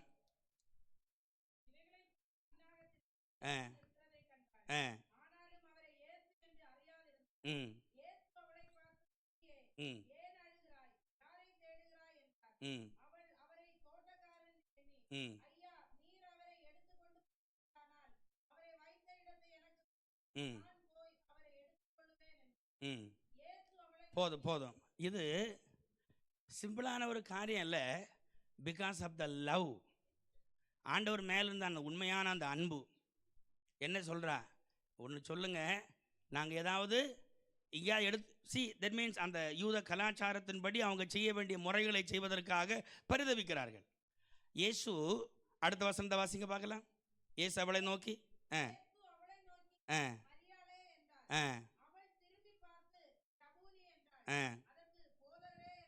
பாருங்களேன், நீண்ட ஒரு வேதனையோடு அந்த இடத்துல நம்ம ஸ்டாண்டிங்காக நிற்கிறார். ஆமென். அதனால தான் முதலாக இயேசு தரிசனமானது மகதலேனா மரியாளுக்கு தான். யார் உண்மையாய் தன்னை நேசிக்கிறார்களோ அனுபவிக்கிறார்களோ அவர்களை கர்த்தர் ஒரு நாளும் விட்டு விலகுகிற தெய்வம் அல்ல. ஹல்லேலூயா. பாருங்க, ஏன் பேதுருவுக்கு தன்னை முதல்ல காமிக்கலை, அல்ல மற்ற சீசர்களுக்கெல்லாம் ஏன் தன்னை காமிக்கலை? ஏன்னா அவர்களுக்கெல்லாம் காண்பிக்கிறதை காட்டிலும் ஆண்டவரிடத்தில் உண்மையான அன்பை வைத்திருந்தது யாருன்னா இந்த மகதலேனா மரியாள். இன்றைக்கு இந்த உயிர்த்தெழுந்த செய்தியில் நீங்களும் நானும் அறிந்து கொள்ள வேண்டிய ஒரு காரியம், அதாவது கூட்டத்தோட கூட்டம் மக்களாக நாம் ஆண்டவரை சேவிக்கிறோமா, இல்லை நம்ம ஸ்பெசிஃபிக்காக தெய்வனை உண்மையாக நம்ம பற்றி கொள்ளுகிறோமா? ஹல்லேலூயா. நம்ம உண்மையாக நாம் தேவனை பற்றி கொள்வோமானால் நீங்கள் எங்கே இருந்து அவரை கூப்பிட்டாலும் அவர் நமக்கு செவி கொடுக்கிறவராக தான் இருக்கிறார். ஹல்லேலூயா. இந்த மரியாளுக்கு செவி கொடுத்த கர்த்தர் நாம் எங்கிருந்து கூப்பிட்டாலும் ஆண்டவர் நம்முடைய ஜெபத்துக்கு பதில் கொடுப்பார். ஹல்லேலூயா. சரி, அடுத்து அதனுடைய 17வது வசனத்தை வாசிங்க. ம் ம் ம் ம்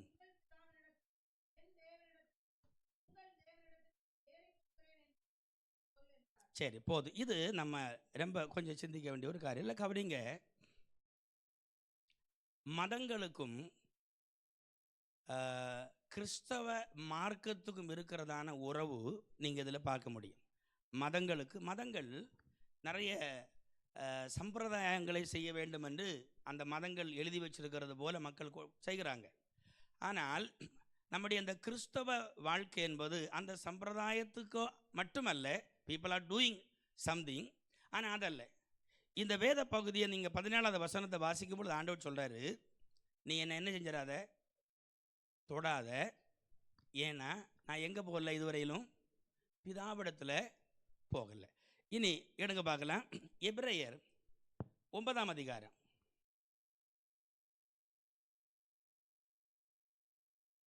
எபிரேயர் 9ஆம் அதிகாரம் 1லேருந்து வாசிங்க. ம் ம் ம்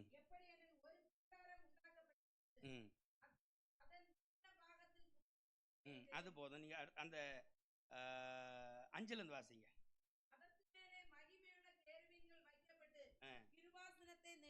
இருந்தன. ம். இவைகளை குறித்து விவரமாய் பேச இப்பொழுது சமயமில்லை. 7வது வசனம் 7. இரண்டாம் கூடாரத்திலே பிரதான ஆசாரியன் மாத்திரம் வருஷத்திற்கு ஒரு தரம் ம். இரத்தத்தோட பிரவேசித்து ஆ. அந்த இரத்தத்தை தனக்காகவும் ஜனங்களுடைய தப்பிதங்களுக்காகவும் செலுத்துவான். ம்.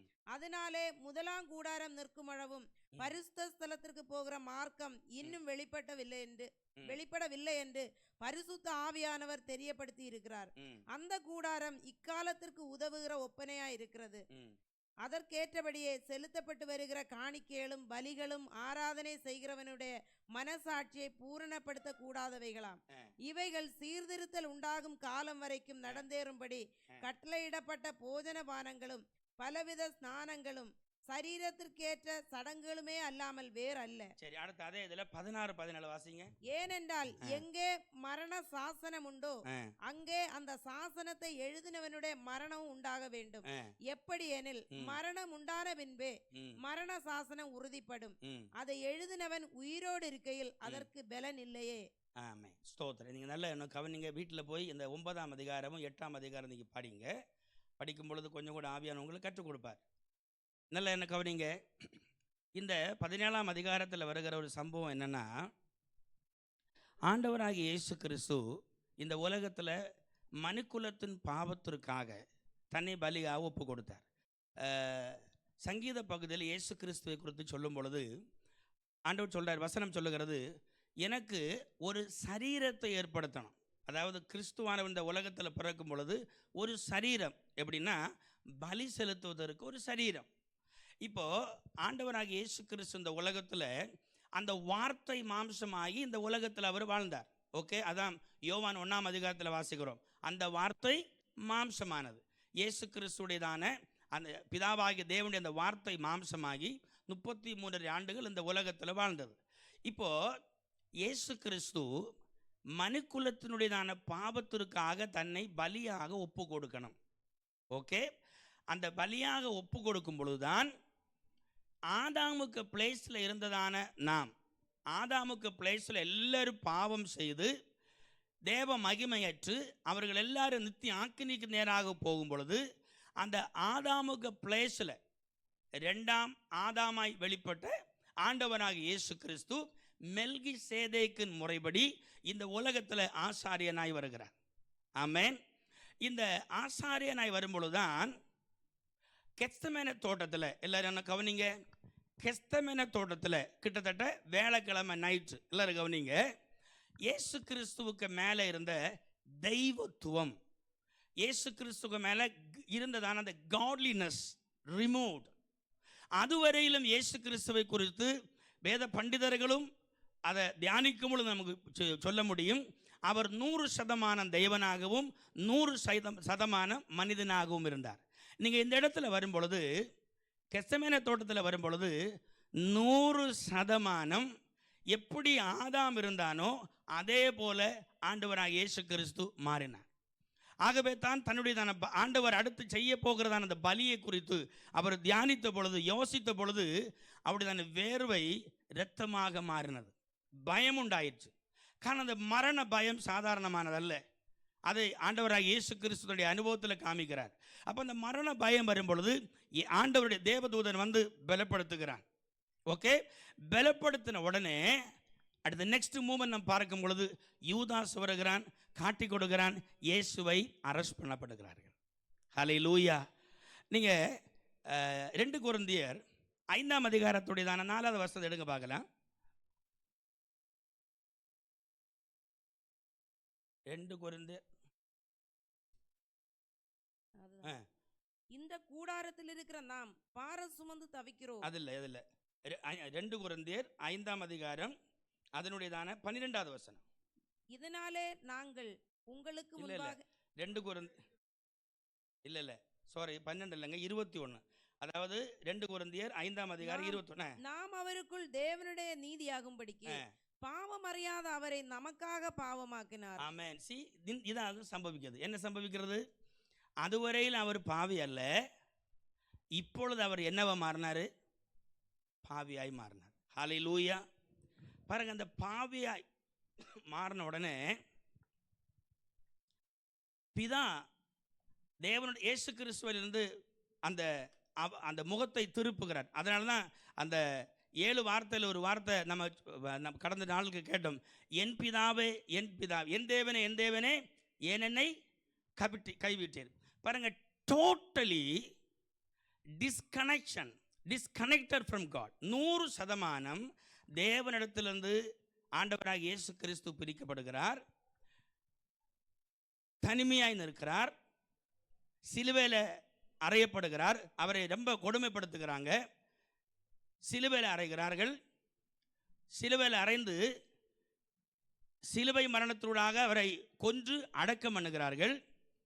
3ஆம் நாள் உயிர் தொழுகிறார். பாருங்க, இந்த ஒரு ப்ராசஸிங், அதாவது கெத்செமனே தோட்டத்தில் அவரை பிடிக்கிறதுலேருந்து இயேசு கிறிஸ்து மரித்து அடக்கம் பண்ணப்படுகிறது வரையிலும் இது நடக்கிற ஒரு ப்ராசஸ் என்ன தெரியுமா?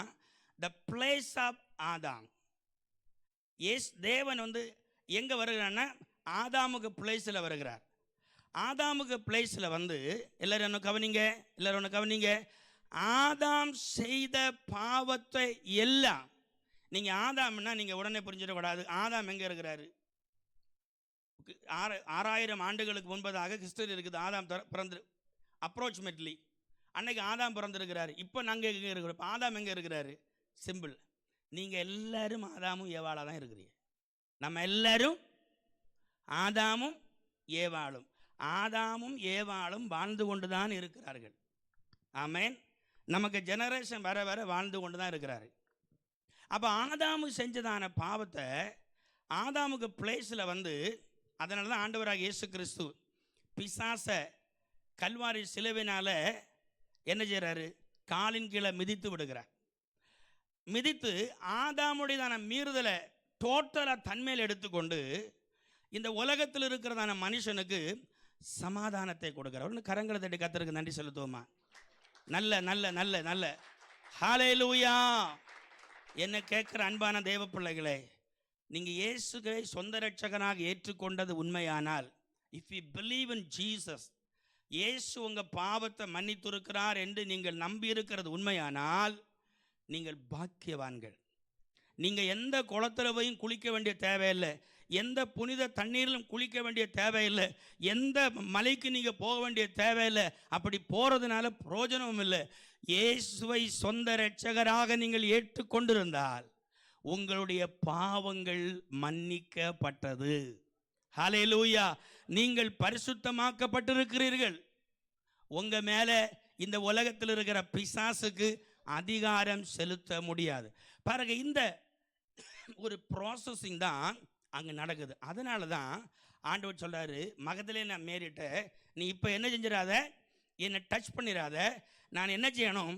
என்ன மனுஷனுக்காக நான் பலியானேன் என்று சொல்லி தன்னை பலியாக ஒப்பு கொடுத்து தன்னுடைய ஜீவனை எடுப்பதற்கும் அதை கொடுப்பதற்கும் ஒரு அதிகாரமுடன் ஆண்டவர் யோவானில் சொல்கிறாரு. தன்னுடைய ஜீவனை கொடுத்து அதை எடுத்து பிதாவுடைய சமூகத்தில் கொண்டு ஜீவ பலியாக கொண்டு வருகிறார். ஹல்லேலூயா. அப்போ அங்கிருந்த ஒரு அப்ரூவல் வாங்குறாரு. அப்ரூவல் வாங்கி தான் திருப்பி இந்த பூமியில் வருகிறார். அப்படி பூமியில் வந்து தான் அடுத்து இருக்கிறதான 11 பேருக்கு தரிசனமாகிறார். தோமாவுக்கு தரிசனமாகிறார். அப்போஸ்தலனாகிய பவுல் நம்ம படித்தோம், அங்கே தரிசனமாக எல்லாருக்கும் நெக்ஸ்ட் தான் தரிசனமாகிறார். 40 நாள் இந்த உலகத்தில் இருந்து தன்னை உயிரோடு இருக்கிறவராக காண்பிக்கிறார், திருஷ்டாங்கப்படுத்துகிறார்.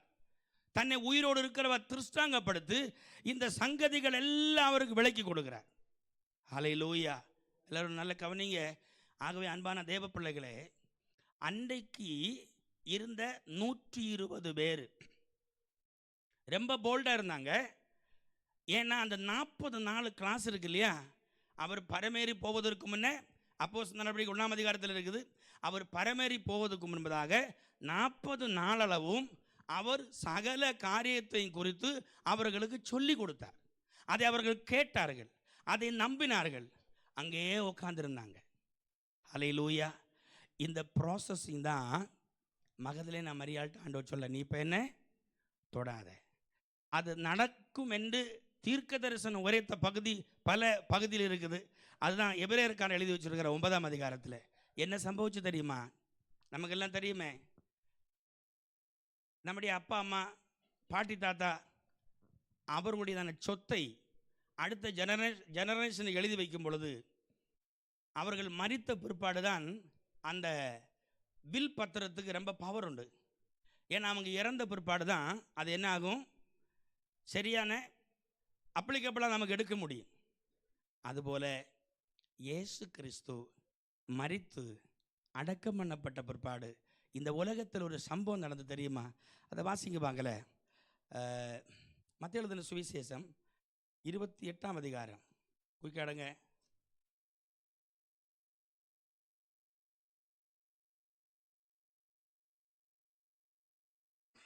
அதில் அதனுடையதான 18 வாசிங்க. அப்பொழுது இயேசு சமீபத்தில் வந்து அவர்களை நோக்கி, வானத்திலும் பூமியிலும் சகல அதிகாரமும் எனக்கு கொடுக்கப்பட்டிருக்கிறது. வெயிட், எல்லாரும் கவனிக்கிறீங்களா? நான் இந்த வேத வசனத்தை உங்களுக்கு சொல்லும் பொழுது நான் போய் சொல்ல நீங்கள் புரிஞ்சுக்கிடணும். இப்போ நான் இவ்வளவு உங்களுக்கு சொன்னேனே, அது ஒரு பெரிய ஒரு ப்ராசஸிங் ஆகும். 4 மணிக்கு ஒரு கிளாஸ் எடுத்தாலும் தீராது. பட் பெரிய ஒரு ப்ராசஸ், பட் இது ஃபேக்ட் ஆகும், இதுதான் உண்மை. ஓகே, பாருங்க, இந்த ப்ராசஸ் எல்லாம் முடிந்த பிற்பாடு இயேசுவுக்கு ஒரு அதிகாரம் கொடுக்கப்பட்டது. என்ன தெரியுமா? வானத்திலும் பூமியிலும் சகல அதிகாரமும். You can believe that. சகல அதிகாரமும். நீங்க ஒரு நாள் நினைச்சிடக்கூடாது அதிகாரம் எல்லாம் பிசாசு வச்சிருக்கிறான். நீங்கள் ஒரு நாள் நினைக்க கூடாது அதிகாரம் எல்லாம் உலகத்தில் இருக்கிற ராஜாக்கள் வைத்திருக்கிறாங்க. நோ, இயேசு பிலாத்தை பார்த்து சொல்றாரு, பரத்திலிருந்து கொடுக்காவிட்டால் என் மேல உனக்கு ஒரு அதிகாரமும் இல்லை. என்ன கேட்குற அன்பான தேவ பிள்ளைகளே, இந்த ரெசரக்ஷன் பவரில் நீங்களும் நானும் வாழும் பொழுது உங்க மேல இந்த உலகத்தில் இருக்கிற பிசாசுக்கு ஒரு அதிகாரமும் இல்லை. நீங்க அதை நம்பணும். ஹல்லேலூயா. உங்க வலிமை அல்ல, உங்களுடையதான பர்சனாலிட்டி அல்ல, உங்களுடைய பேக்ரவுண்ட் அல்ல, உங்க ஃபெய்த். ஹல்லேலூயா. நீங்க சொல்ல முடியும், ஐ அம் a child of God, I am a born again Christian, I believe in Jesus, Jesus died for me, I believe in him, you don't have any authority over me. என் மேல உனக்கு ஒரு அதிகாரம் இல்லை, எந்த அதிகாரம் இல்லை. ஆமென். This is a true. ஹல்லேலூயா. இந்த அதிகாரத்தை ஆண்டவர் யாருக்கு கொடுக்குறாரு தெரியுமா? சபைக்கு கொடுக்குறார். ஹல்லேலூயா. ஒன்று கரங்களை தட்டி கர்த்தருக்கு நன்றி செலுத்துவோமா? நல்ல நல்ல நல்ல ஆமென். இந்த உயிர் தொழுந்த ஆராதனையில் அன்பான தேவ பிள்ளைகளை நம்ம அறிந்து கொள்ள வேண்டிய ஒரு காரியம், God has given the power of the resurrection.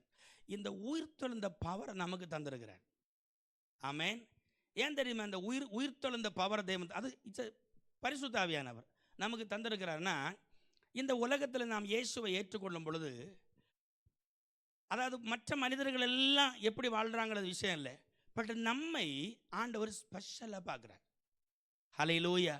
அதை குறித்து அப்போஸ்தலன் பவுல் நிறைய இடத்துல நம்ம என்ன செய்கிறோம், அதாவது அந்தகாரத்தில் இருந்த நம்மை ஆச்சரியமான ஒளியிடத்தில் கொண்டு வந்திருக்கிறார். இந்த இருளில் இருந்ததான ஜனங்களை வெளிச்சத்தில் கொண்டு வந்திருக்கிறார். புறஜாதிகளாக இருந்த நம்மை இயேசு கிறிஸ்துவோடு கூட நம்மளை ஒப்புரமாக்கி இருக்கிறார். இந்த உலகத்தில் யாருக்கு வேண்டாதிருந்த நம்மை அவர் நம்மை தேடி வந்தார், தம்முடைய நாமத்தை நமக்கு தந்தார். ஹல்லேலூயா.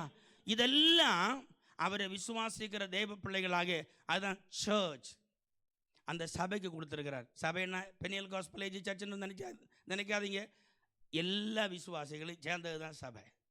ஹல்லேலூயா. ஹல்லேலூயா. அந்த ஒரு அத்தாரிட்டியோட இந்த நாளில் நாம் தேவனை சேவிக்கணும். ஹல்லேலூயா. நம்ம அப்படி சேவிக்கணும்னா சிம்பிளாக நமக்கு என்ன செய்ய முடியாது. நீங்கள் பாருங்களேன், நம்ம ஒரு பவருக்கு நம்ம சரண்டர் ஆகணும்னா நம்மகிட்ட இருக்க பவரை என்ன செஞ்சிடணும்? லூஸ் ஆகிக்கணும், விட்டுறணும். இத்தனை பேர் கவனிக்கிறீங்க? ஒன்று கரங்களை தட்டுங்க பார்க்கலாம். தூங்குறவங்கெல்லாம் நல்ல நல்ல இல்லை, தூங்காதவங்களும் இங்கே தட்டுங்க, தட்டுங்க தட்டுங்க. ஹல்லேலூயா. ஸ்தோத்திரம். கவனிங்க, இந்த பவர் ஆண்டவர் நமக்கு தரும் பொழுது நமக்கிட்ட 2 பவர் செயல்பட முடியாது. நீங்கள் புரிஞ்சுக்கணும். நம்ம யாராவது ஒரு ஆளுக்கு தான் அண்டர் ஆகணும். ஓகே, ஒன்றையில் உலகத்தோட இல்லைன்னா தெய்வத்தோட. அப்போ நமக்கிட்ட யாவது அதிகமாக இருக்குது? ஆவியானவர் தான் இருக்கிறார் இல்லையா? அப்போ நம்ம ஆண்டவருக்கு கரத்தில் அப்படி நம்ம கொடுக்காவிட்டால் அந்த பவருக்கு நம்மளை என்ன செய்ய முடியாது தெரியுமா? Full and full over come பண்ண முடியாது, யூஸ் பண்ண முடியாது. நம்ம பொதுவாகவே அப்படி இல்லாமல் இருக்க காரணம் தெரியுமா? நம்ம நூசாக இருப்போம். உலகம் பாதி அவ்வளோதான். அதாவது நம்ம ஒரு காரியத்துக்கு நாங்கள் ஜோம் பண்ணுறோம் வச்சுங்களேன். ஒரு காரியத்துக்காக நம்ம ஜோம் பண்ணுனா ஓரளவுக்கு நம்ம நம்புவோம். சூழ்நிலைகள் பிரச்சனை ஆகி வரும் பொழுது சரி இதெல்லாம் என்ன சாத்தியம் இல்லைங்க, இது ஒன்றும் நமக்கு சாத்தியம் இல்லைன்னு நான் கேட்குறப்ப இதுவரை யாரை நம்பினீங்க? உங்களை தான் நம்பினீங்க. அப்படி அல்ல. ரட்சிக்கப்பட்ட தேவ பிள்ளைகளை புரிந்து கொள்ள வேண்டிய ஒரு காரியம் என்ன தெரியுமா? நம்முடைய ஆண்டவர் உயிர் தொழுந்த கிறிஸ்து. உங்களுடைய தெய்வம் என்னுடைய தெய்வம். இயேசு சொல்றாரு, உங்களுடைய பிதாவிடத்திலும் என்னுடைய பிதாவிடத்தில் நான் போகிறேன். நம்முடைய தெய்வம் யாரு தெரியுமா? அவர் உயிர் தொழுந்த தெய்வம், நம்மோடு கூட இருக்கிற ஃபேக்ட். மரியாள் இயேசுவை அறிந்தாள், நல்ல புரிஞ்சிருக்கிறாங்க. ஆண்டவர் அவளுடைய சத்தத்தை கேட்டாள். மற்றவங்களுக்கெல்லாம் தெரியாத அந்த மரியாள் கேட்டாள். காரணம் தெரியுமா? The real love. ஹல்லேலூயா. ஒரு வசனத்தை வாசிக்க பார்க்கலாம்.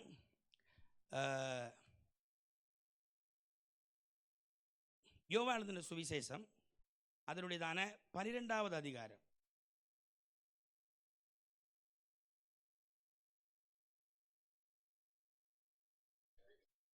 அதனுடையதான 24, 25 வாசிங்க பார்க்கலாம்.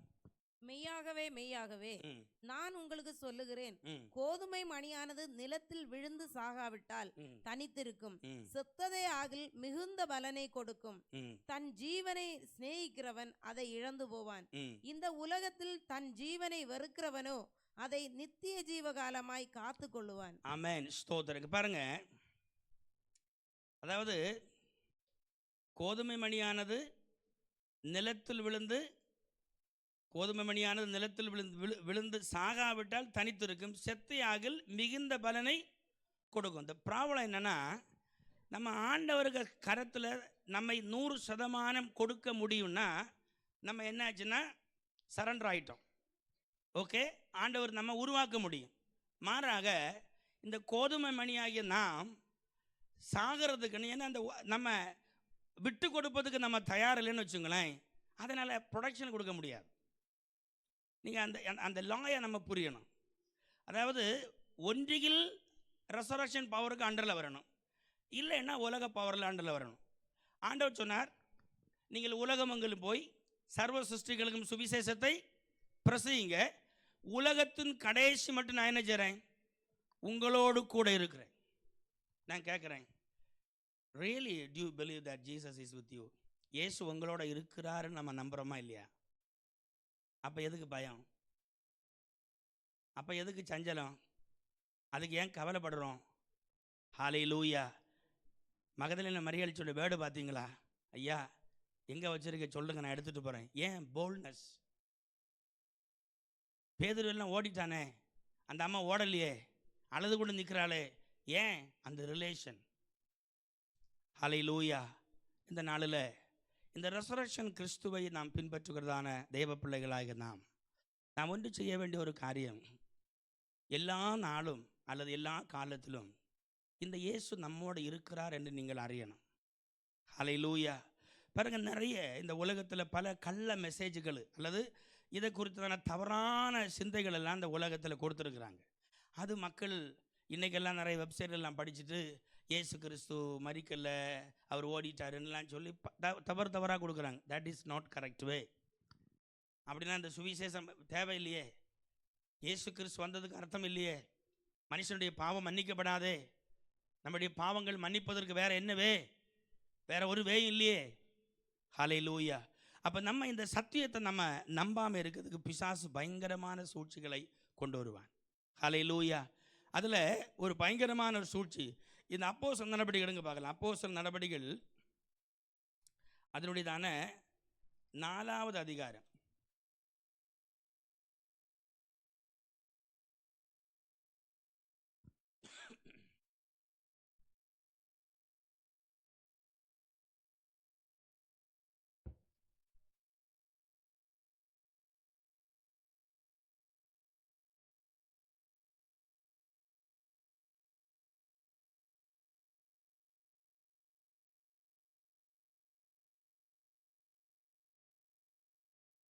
4ஆம் அதிகாரத்துடையதான 24 வாசிங்க பார்க்கலாம்.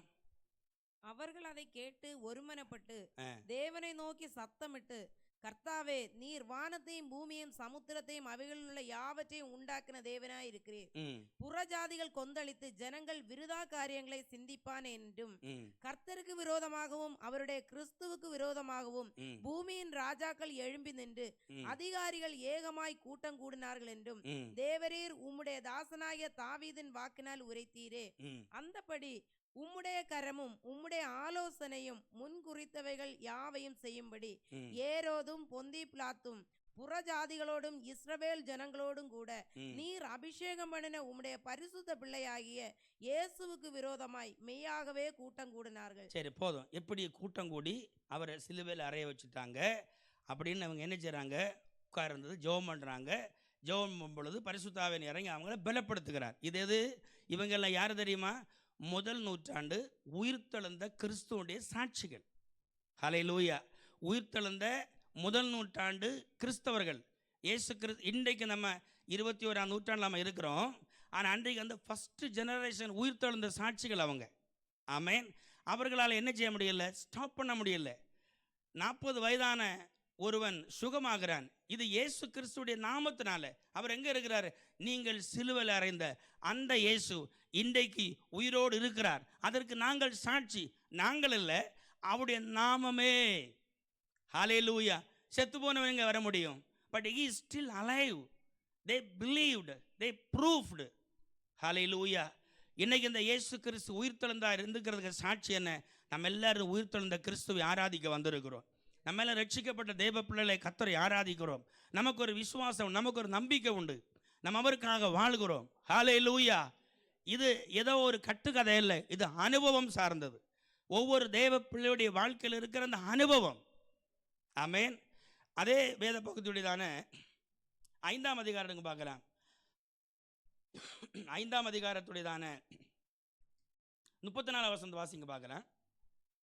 அப்பொழுது சகல ஜனங்களாலும் கனம் பெற்ற நியாய சாஸ்திரியாகிய கமலியேல் என்னும் பேர் கொண்ட ஒரு பரிசேயன் ஆலோசனை சங்கத்தில் எழுந்திருந்து அப்போஸ்தலரை சற்று நேரம் வெளியே கொண்டு போக சொல்லி சங்கத்தாரை நோக்கி, இஸ்ரவேலரே, இந்த மனுஷருக்கு நீங்கள் செய்ய போகிறதை குறித்து எச்சரிக்கையாயிருங்கள்.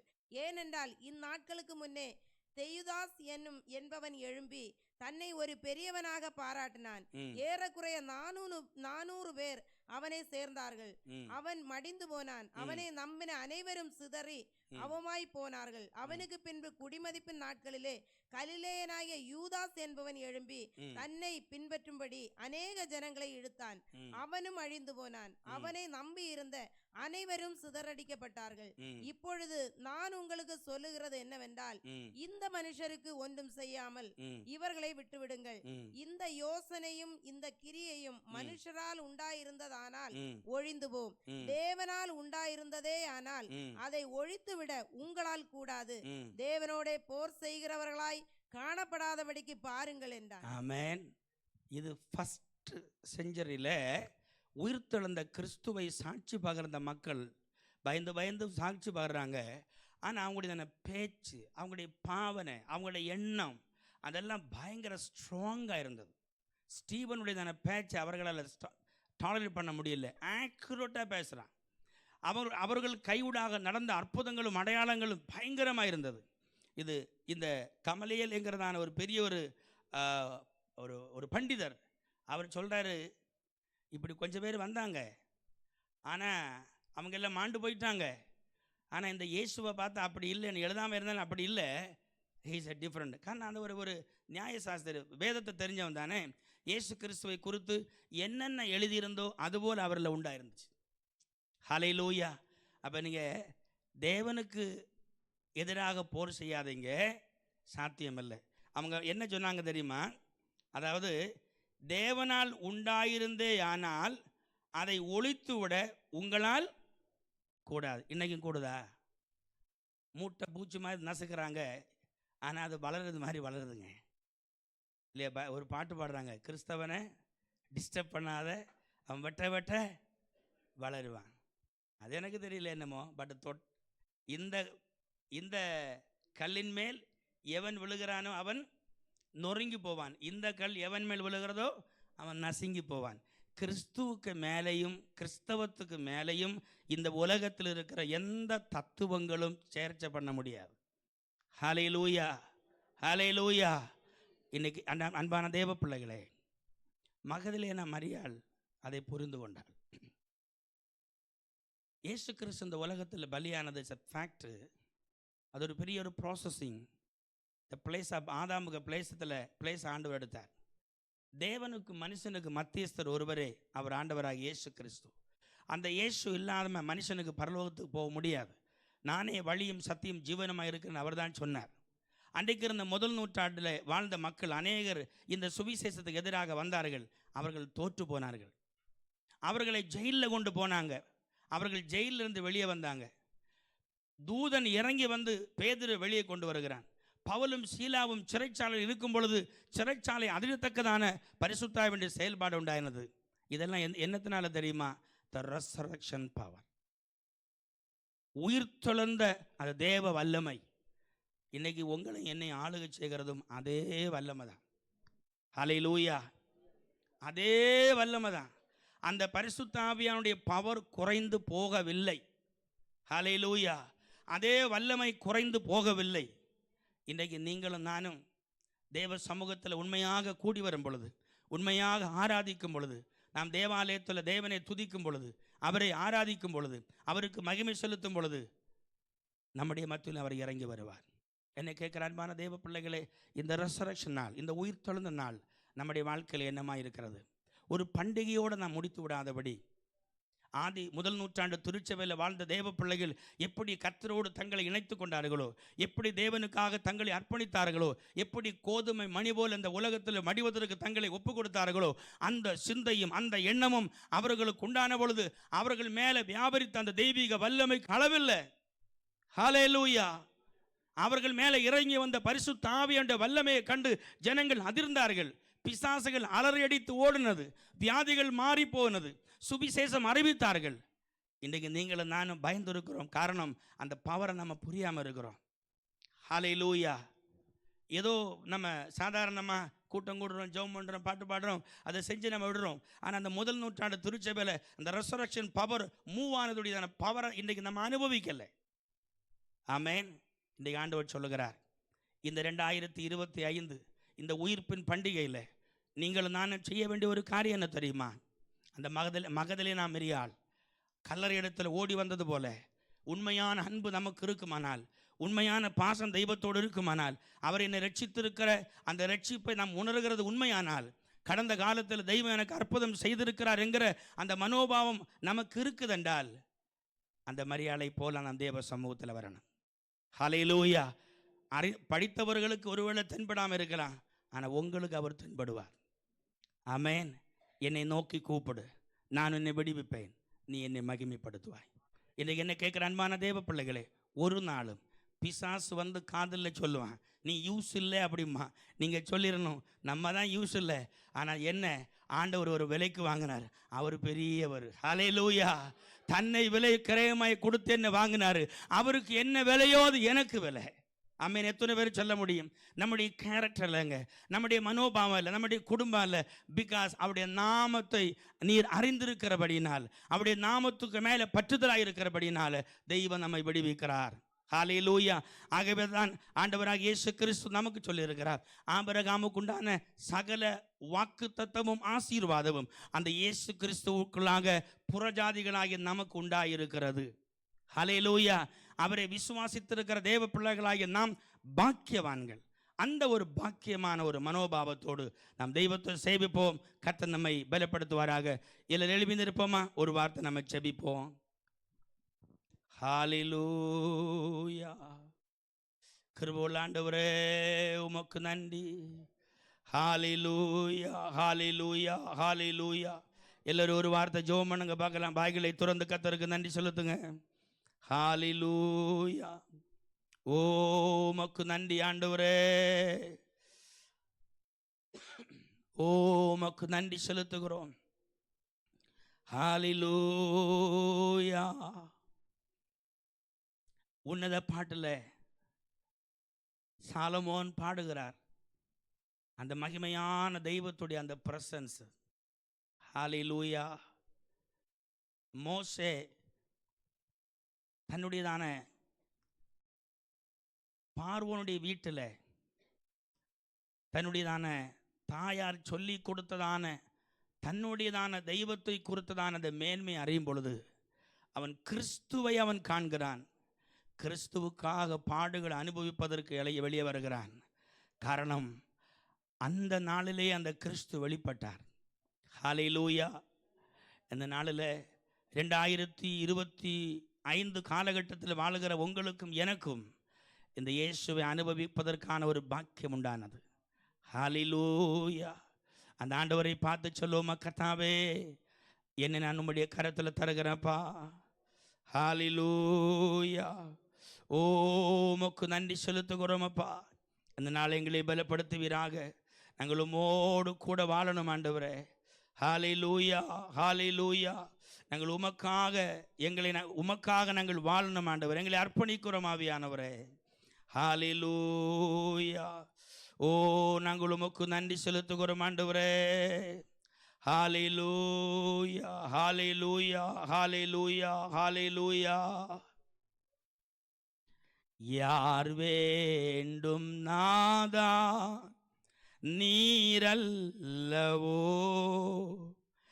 எது வேண்டும் நாதா உம்மன்பல்லவோ. யார் வேண்டும் நாதா நீரல்லவோ, எது வேண்டும் நாதா நீ நண்பல்லவோ. பாழாகும் லோகம் வேண்டாமையா, வீணான ஆசை வெறுத்தேனையா.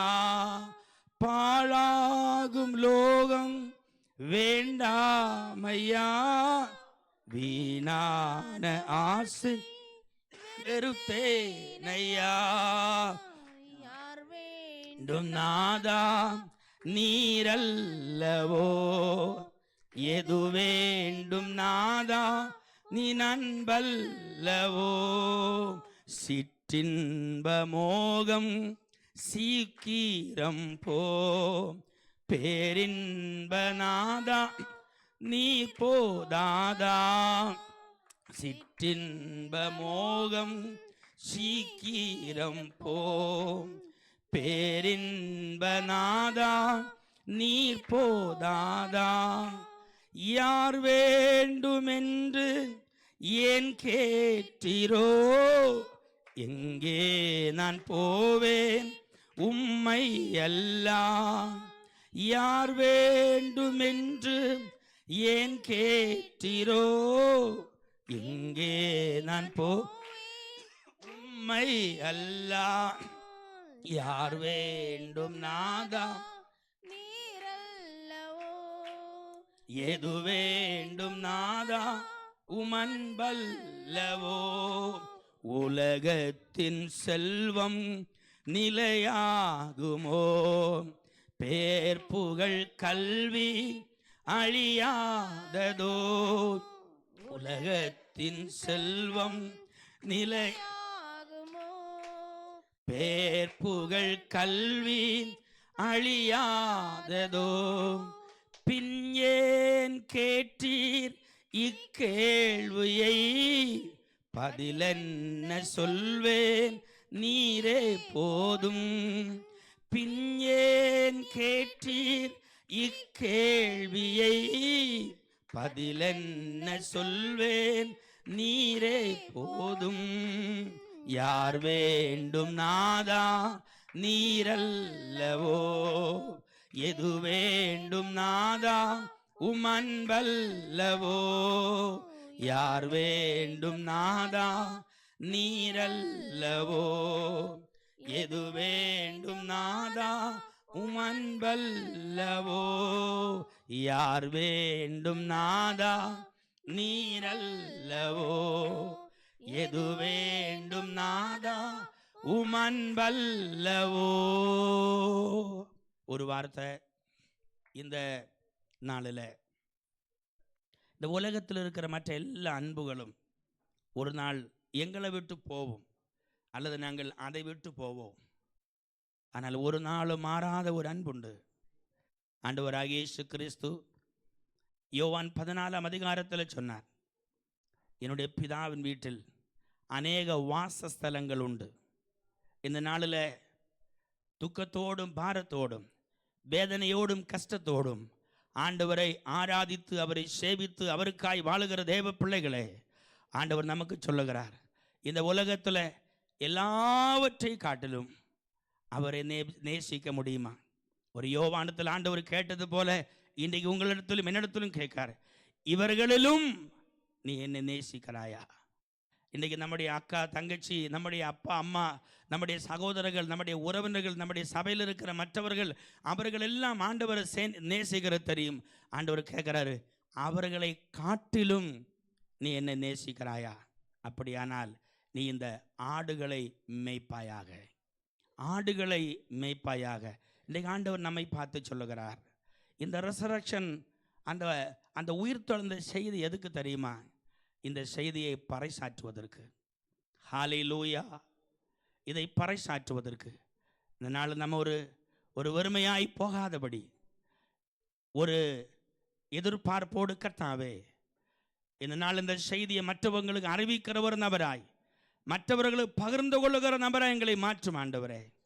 நாங்கள் ஒரு செலிப்ரேஷனோடு விட்டு விடாதபடி, எஸ் ஆண்டவரே, அந்த மகதிலே நாம் மரியாதை போல நாங்கள் உண்மையாக அன்பு வைத்து அவர்களை காட்டில் உண்மை நேசிப்பதற்கு, இந்த உலகத்தில் மற்றவர்களை காட்டில் உண்மை நேசிப்பதற்கு எங்களை நாங்கள் அர்ப்பணிக்கிறோம்.